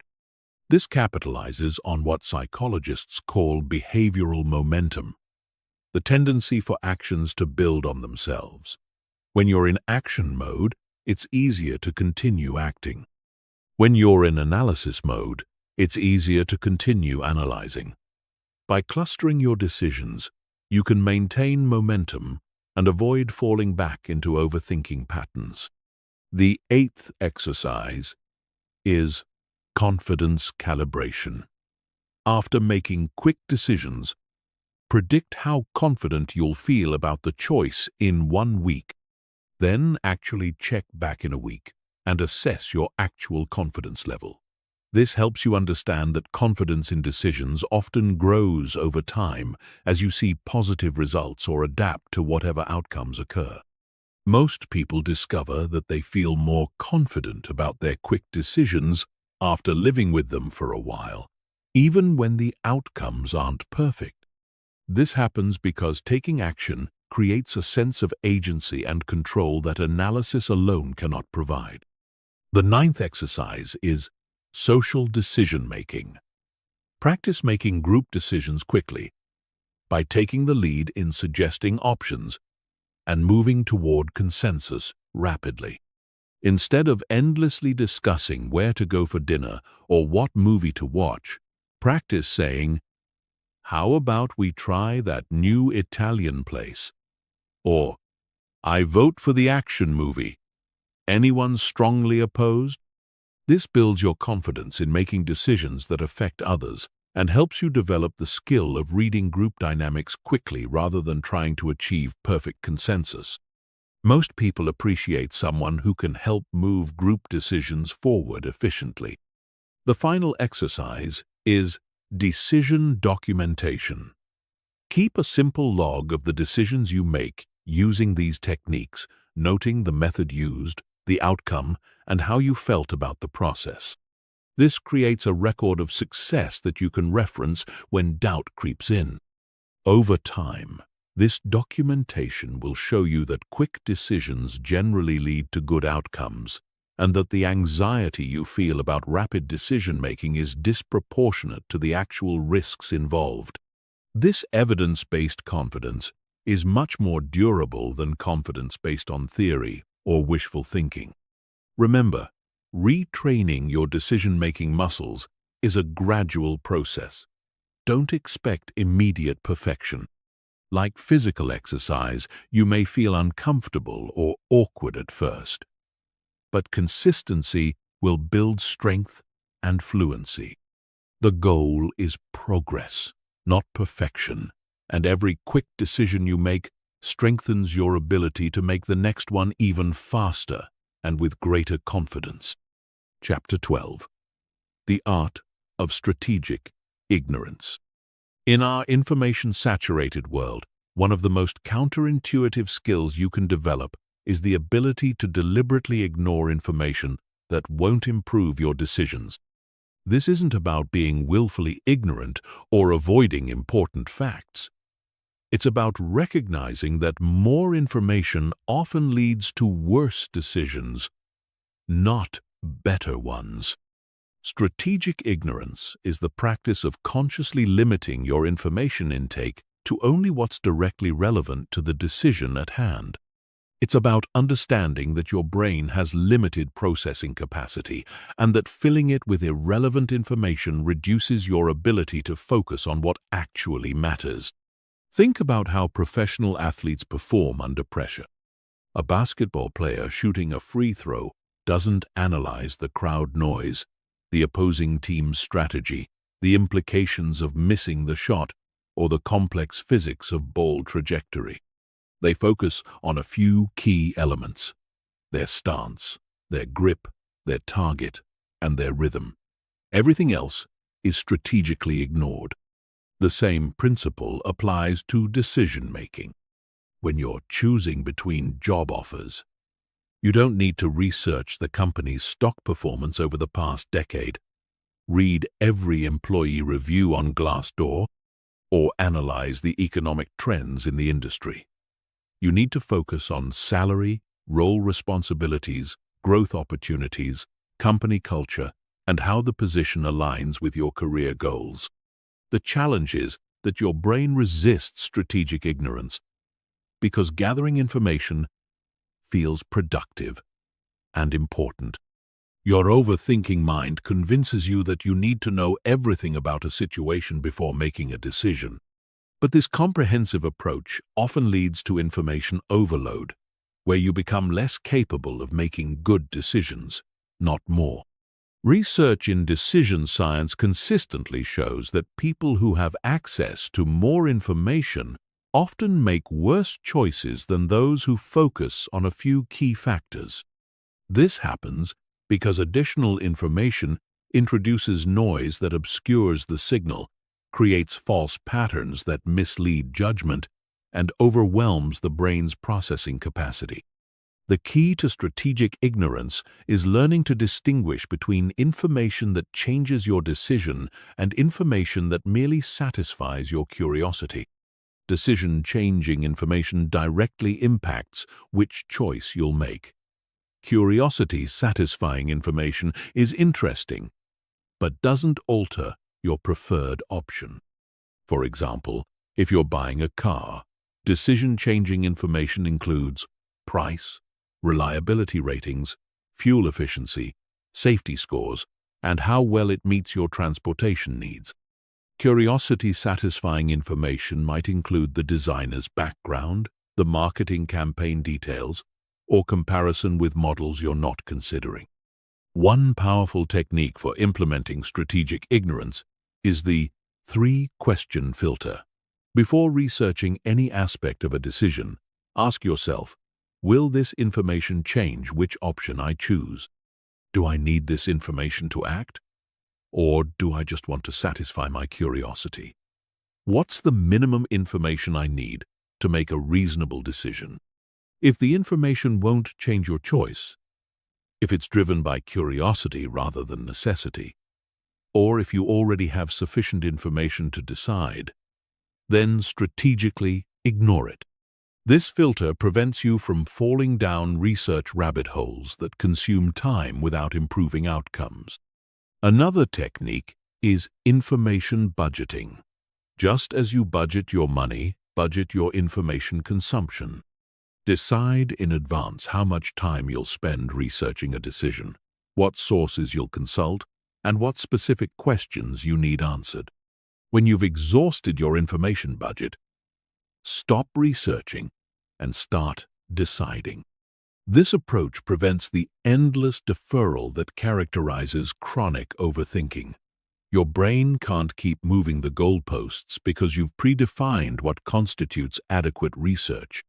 It also forces you to prioritize the most important information rather than trying to learn everything about every aspect of the situation.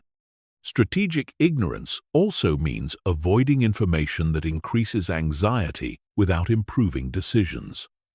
If you're flying somewhere, checking the weather forecast for your destination is useful.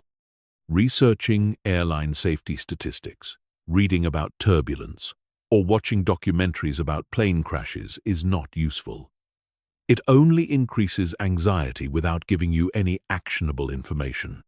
The same principle applies to investment decisions. Understanding the fundamentals of companies you're considering investing in is important. Reading every news article about market volatility, following every expert prediction, or tracking minute-by-minute price movements is counterproductive. It creates emotional reactions that lead to poor investment decisions. Social media is a major source of decision-disrupting information.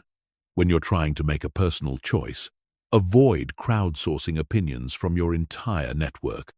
Too many perspectives create confusion rather than clarity, and social media advice is often more about the advisor's need to be helpful than about your actual situation. Strategic ignorance extends to avoiding comparisons that don't serve your decision-making. If you're happy with your salary until you learn what your colleague makes, that comparison information isn't helpful. It only creates dissatisfaction without changing the objective value of your compensation. Similarly, if you're content with your living situation until you see luxury homes on social media, that comparison information decreases your satisfaction without providing actionable insights about your housing decisions. One of the most important applications of strategic ignorance is in creative work. Writers who read extensively in their genre while working on a book often find their voice influenced by other authors. Artists who study too many techniques while creating a piece often lose their authentic style.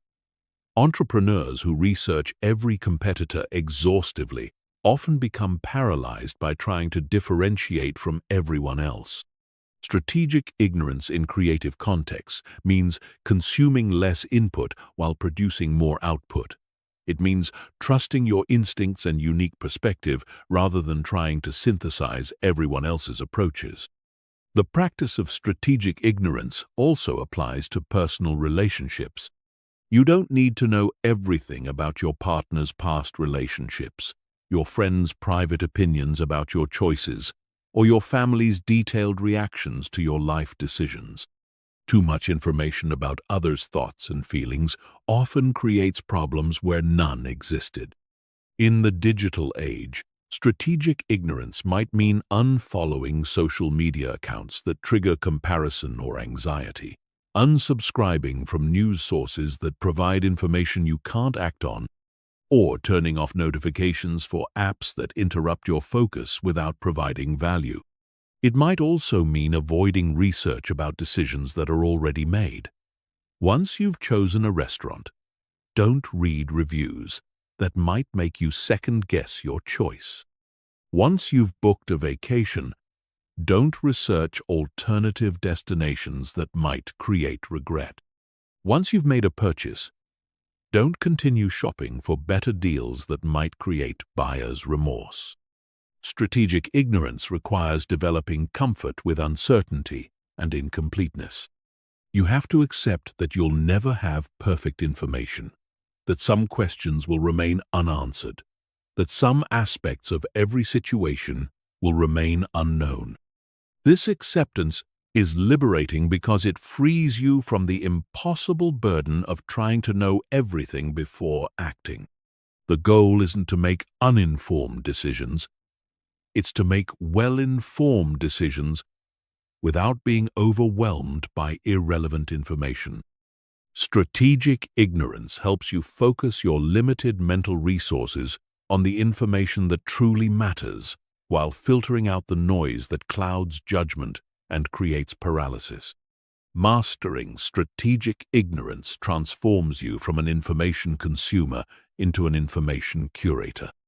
You become selective about what you allow into your mind, just as you might be selective about what you allow into your home. This selectivity leads to clearer thinking, faster decisions, and better outcomes. Chapter 13.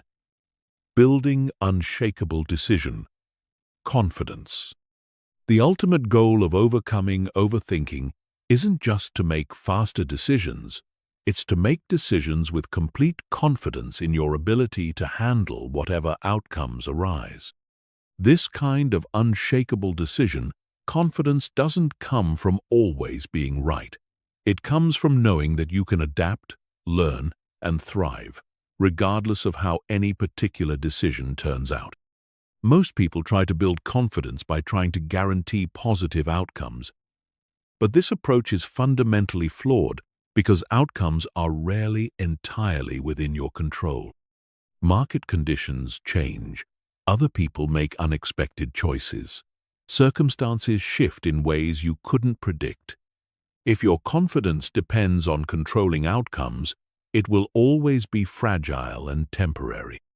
True decision confidence is based on trust in your ability to respond effectively to whatever happens, not on your ability to predict what will happen. It's the difference between trying to control the weather and knowing you can handle any weather that comes your way. This confidence is built through what psychologists call self-efficacy, the belief in your capability to handle challenges and achieve goals through your own actions. Self-efficacy isn't about believing you'll never face problems. It's about believing you can solve problems when they arise. The first step in building unshakable decision confidence is reframing your relationship with failure.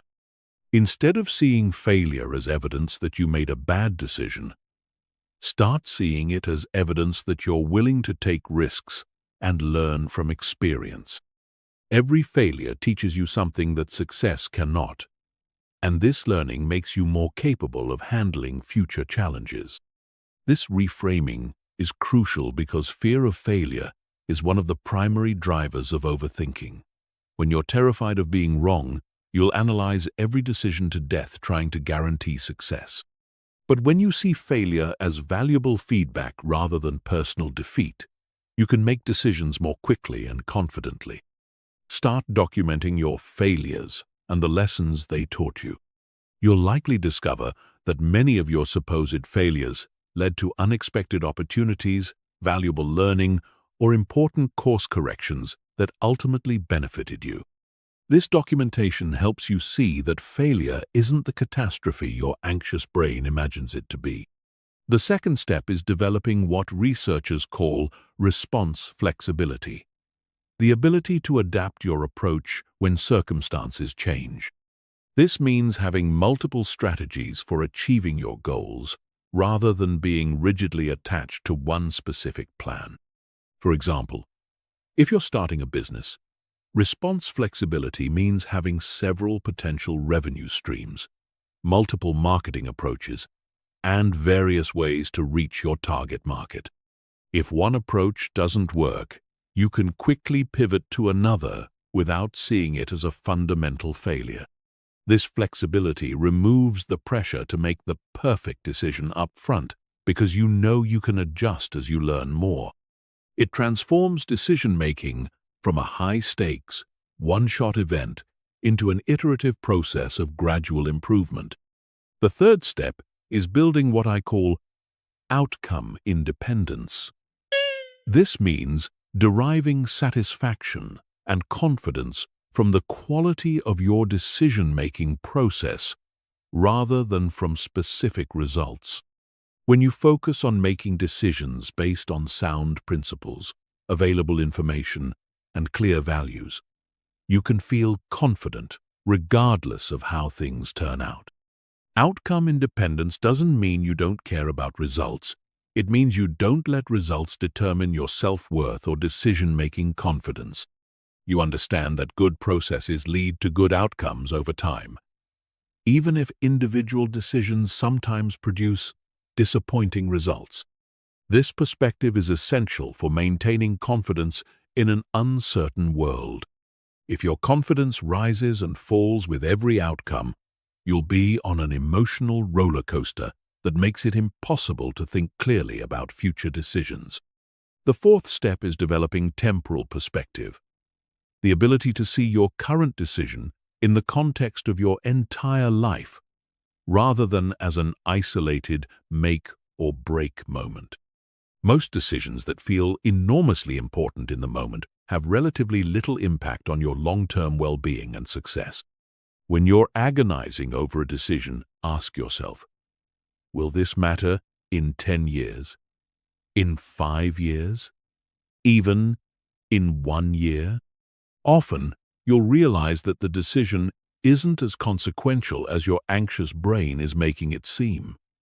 This perspective reduces the pressure and allows you to decide more confidently. The fifth step is building capability confidence through skill development. The more capable you are in various areas of life, the more confident you can be in your ability to handle whatever results from your decisions. If you have strong communication skills, financial literacy, emotional intelligence, and problem-solving abilities, you can face uncertain situations with greater confidence. This doesn't mean you need to become an expert in everything, but having a broad base of practical skills gives you confidence that you can learn, adapt, and overcome challenges as they arise. Each new skill you develop increases your overall resilience and decision-making confidence. The sixth step is practicing decisive communication, the ability to express your decisions clearly and confidently to others. When you communicate decisions with certainty and conviction, you reinforce your own confidence while also gaining respect from others. This doesn't mean being rigid or closed to feedback, but it does mean avoiding the wishy-washy language that undermines confidence. Instead of saying, "I think maybe I might try this approach," say, "I've decided to pursue this strategy." Instead of, "I'm not sure, but I guess we could," say, "Let's go with this option." The language you use to communicate decisions shapes how you think about them and how others respond to them. Confident communication creates a feedback loop that strengthens your belief in your own judgment. The seventh step is developing regret immunity, the ability to make peace with decisions that don't turn out as hoped without second-guessing your judgment or decision-making process. Regret is often more about wishing you had perfect information than about actually making poor decisions with the information you had. When you feel regret about a decision, ask yourself, given what I knew at the time and the values I held, was this a reasonable choice? Usually, the answer is yes. You can't judge past decisions based on information you didn't have when you made them. Regret immunity also involves accepting that every choice involves trade-offs. When you choose one option, you give up the potential benefits of other options. This is inevitable, not a sign of poor decision-making. The goal isn't to eliminate all trade-offs, but to make trade-offs consciously and in alignment with your priorities. The eighth step is building decision momentum by celebrating the act of deciding itself, regardless of outcomes. Every time you make a decision quickly and move forward, acknowledge that accomplishment. You're building the mental muscle that allows you to navigate life efficiently and effectively. This celebration shouldn't wait for positive outcomes. It should happen immediately after making the decision. You're reinforcing the behavior of decisive action, which is valuable independent of any particular result. The final step is developing trust in the process. Confidence that good decision-making habits lead to good outcomes over time, even when individual decisions sometimes disappoint. This long-term perspective allows you to maintain confidence even during temporary setbacks. Building unshakable decision Confidence is a gradual process that requires consistent practice and a willingness to challenge your perfectionist tendencies. But as this confidence grows, you'll find that decision-making becomes not just faster and easier, but actually enjoyable. You'll start to see decisions as opportunities for growth and learning, rather than threats to be avoided. Chapter 14. Advanced Techniques for Complex Decisions. Not all decisions can be resolved with the 2-minute rule, or simple elimination techniques. Some situations genuinely require more sophisticated approaches because they involve multiple stakeholders, significant long-term consequences, or complex trade-offs between competing values. However, even these complex decisions don't require endless analysis. They require structured approaches that prevent overthinking while ensuring thorough consideration. The first advanced technique is values-based decision architecture. This approach starts by clarifying your core values and using them as the primary filter for evaluating options. Instead of trying to optimize for every possible variable, you focus on which choice best aligns with what matters most to you fundamentally. Begin by identifying your top 5 values in the relevant life area. For career decisions, these might include autonomy, financial security, creativity, impact, and work-life balance. For relationship decisions, they might include honesty, growth, compatibility, shared goals, and emotional support. For major purchases, they might include quality, sustainability, practicality, aesthetics, and cost-effectiveness. Once you've clarified your values, score each option on how well it satisfies each value on a scale of 1 to 10. The option with the highest total score becomes your choice, but more importantly, the process forces you to think consciously about what matters most to you rather than getting lost in surface-level details. This technique is particularly powerful because it prevents you from being swayed by factors that aren't actually important to you.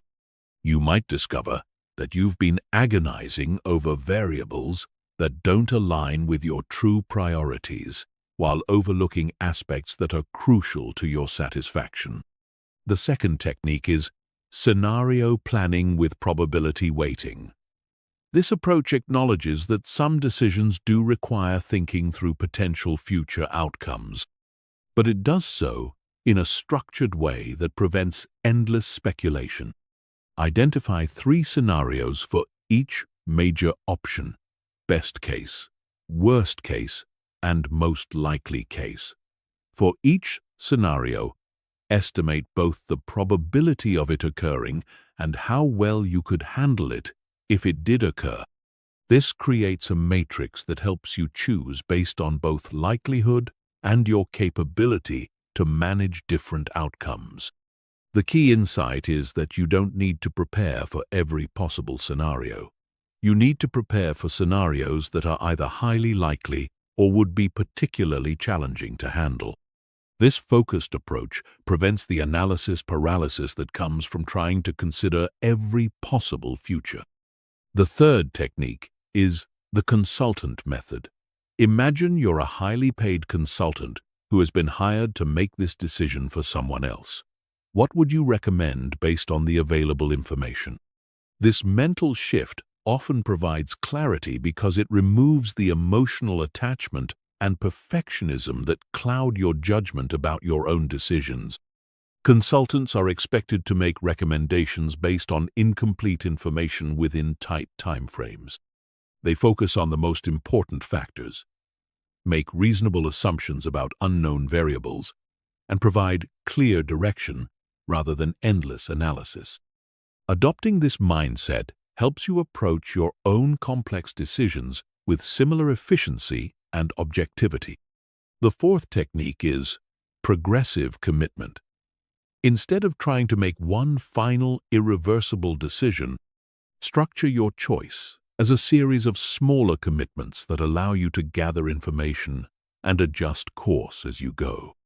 For example, if you're considering a major career change, you might start by taking a course in the new field, then volunteering or freelancing in that area, then perhaps taking a part-time position before fully committing to the transition. Each step provides new information that informs the next decision. This approach reduces the pressure of making perfect decisions up front because you're not committing to an unchangeable path.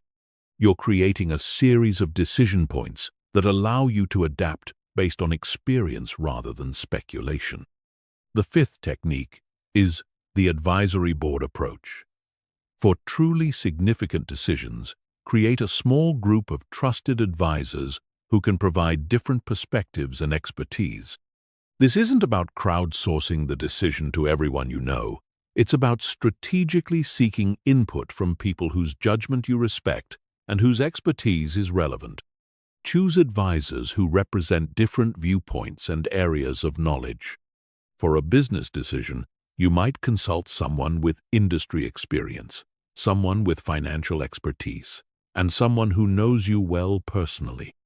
Give them specific information about your situation and ask for their recommendation, not just their analysis. Set a specific timeline for gathering this input, perhaps 1 week, and then make your decision based on the advice you've received. This prevents the endless consultation that can turn advisory input into another form of analysis paralysis. The sixth technique is asymmetric risk analysis. This approach focuses specifically on decisions where the potential upside and downside are significantly different. Some choices offer limited upside, but catastrophic downside risk, while others offer enormous upside with manageable downside. For each option, ask yourself, what's the worst realistic outcome and how would I recover from it? And what's the best realistic outcome and how likely is it? Choices with manageable downside and significant upside become obvious priorities, while choices with catastrophic risk require much more careful consideration. This analysis often reveals that your anxiety about a decision is disproportionate to the actual risks involved.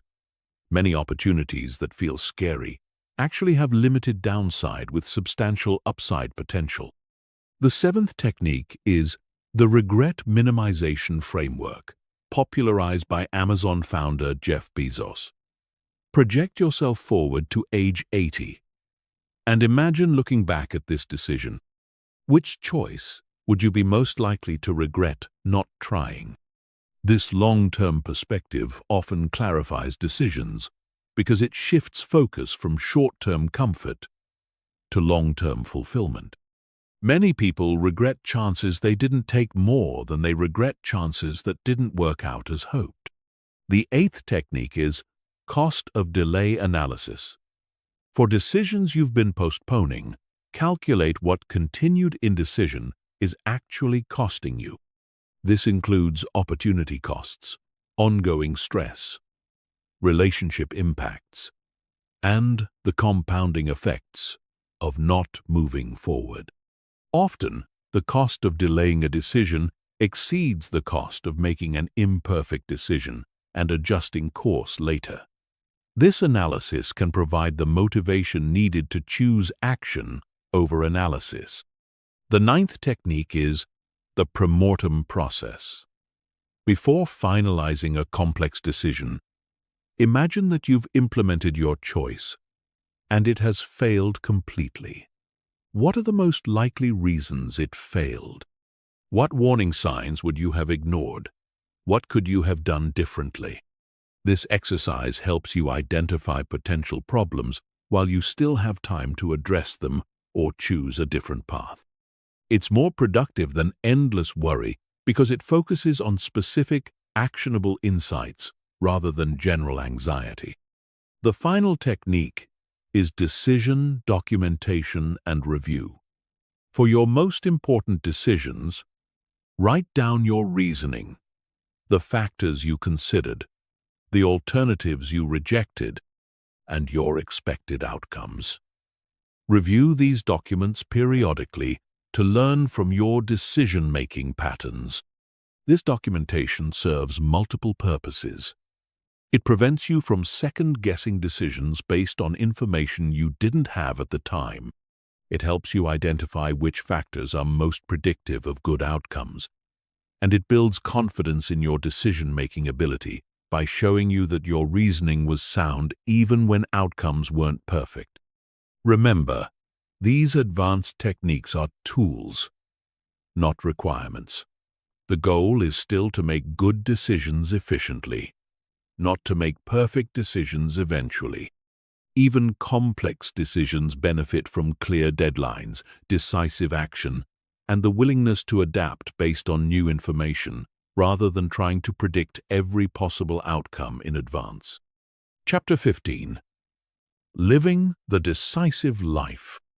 The transformation from chronic overthinker to decisive action taker isn't just about changing how you make individual choices.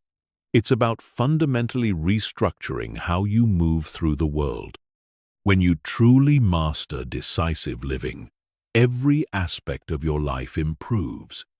Your relationships become more authentic, your career progresses faster, your health improves, and your overall satisfaction increases dramatically.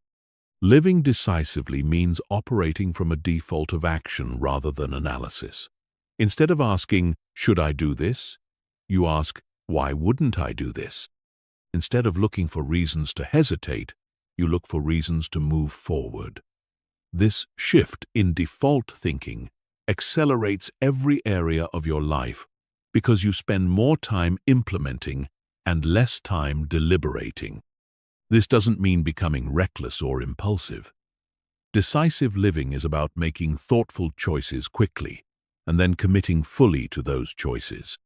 It's about trusting your judgment, embracing uncertainty, and having confidence in your ability to handle whatever outcomes arise from your decisions. One of the most profound changes you'll experience is in your relationships. When you stop overthinking every interaction, you become more authentic and present with others. You say what you mean what you say, and you don't spend hours afterward analyzing every word choice or facial expression. This authenticity is magnetic. People are drawn to individuals who are comfortable with themselves and confident in their communication.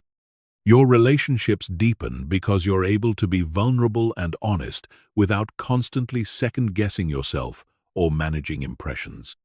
Decisive living also transforms your approach to opportunities. While others are analyzing and researching, you're taking action and learning from experience. This gives you enormous advantages in every competitive situation, from job markets to business opportunities to personal relationships. You become known as someone who gets things done, who can be counted on to move projects forward, who doesn't get stuck in planning phases that never lead to execution.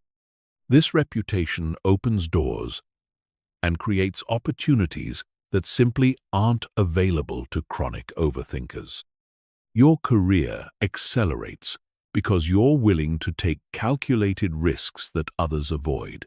You apply for stretch positions, propose innovative projects, and volunteer for challenging assignments. While your colleagues are determining whether they're ready for these opportunities, you're gaining experience that makes you even more qualified for the next level. The compound effect of decisive action is extraordinary. Each quick decision leads to faster learning, which leads to better judgment, which leads to more confidence, which leads to even quicker decisions. This positive feedback loop accelerates your personal and professional growth in ways that careful planning simply cannot match. Your stress levels decrease dramatically when you stop carrying the mental burden of unmade decisions. The anxiety that comes from perpetual indecision evaporates when you develop the habit of choosing quickly and moving forward. You sleep better, think more clearly, and have more energy for the things that actually matter. Decisive living also improves your physical health. The chronic stress of overthinking elevates cortisol levels, suppresses immune function, and creates the kind of mental fatigue that makes healthy choices feel overwhelming. When you eliminate analysis paralysis, you free up mental and emotional resources for self-care. You'll find it easier to maintain exercise routines because you don't spend mental energy debating whether to work out each day. You just do it. You'll make better food choices because you don't exhaust your willpower on trivial decisions, leaving you with mental energy for important health decisions. The creative benefits of decisive living are particularly powerful. When you stop overthinking, you tap into the flow state that produces your best work. You trust your instincts, follow your inspiration, and create from a place of authenticity rather than trying to analyze your way to creativity. Artists, writers, musicians, and entrepreneurs who embrace decisive living consistently produce more work of higher quality than their overthinking counterparts. They understand that creating mediocre work regularly leads to eventual excellence, while trying to create perfect work occasionally leads to creating nothing at all. Your financial situation improves when you become decisive about money. You stop researching investments endlessly and start building wealth through consistent action. You negotiate more effectively because you're comfortable with uncertainty and quick to recognize valuable opportunities. You also waste less money on purchases you overthought but didn't really want, or on opportunities you missed while deliberating. Decisive people often achieve better financial outcomes, not because they make perfect financial decisions, but because they make good decisions quickly and adjust course as needed. The parenting benefits of decisive living are profound if you have children. Kids thrive with parents who are confident decision-makers because it creates a sense of security and stability. Children learn decision-making skills through modeling, and parents who are comfortable with uncertainty teach resilience better than parents who try to control every outcome. Decisive parents also enjoy parenting more because they spend less time agonizing over every choice and more time being present with their children. They trust their instincts, make reasonable decisions about rules and consequences, and don't second-guess themselves constantly. Perhaps most importantly, living decisively allows you to be fully present in your own life. When you're not constantly analyzing past decisions or worrying about future choices, you can actually experience the moments that make up your days. You notice sunsets, enjoy conversations, savor meals, and appreciate experiences, instead of being lost in mental commentary about everything that's happening. This presence is where real happiness and fulfillment are found. The ripple effects of decisive living extend to everyone around you. Your confidence and clarity give others permission to be more decisive themselves.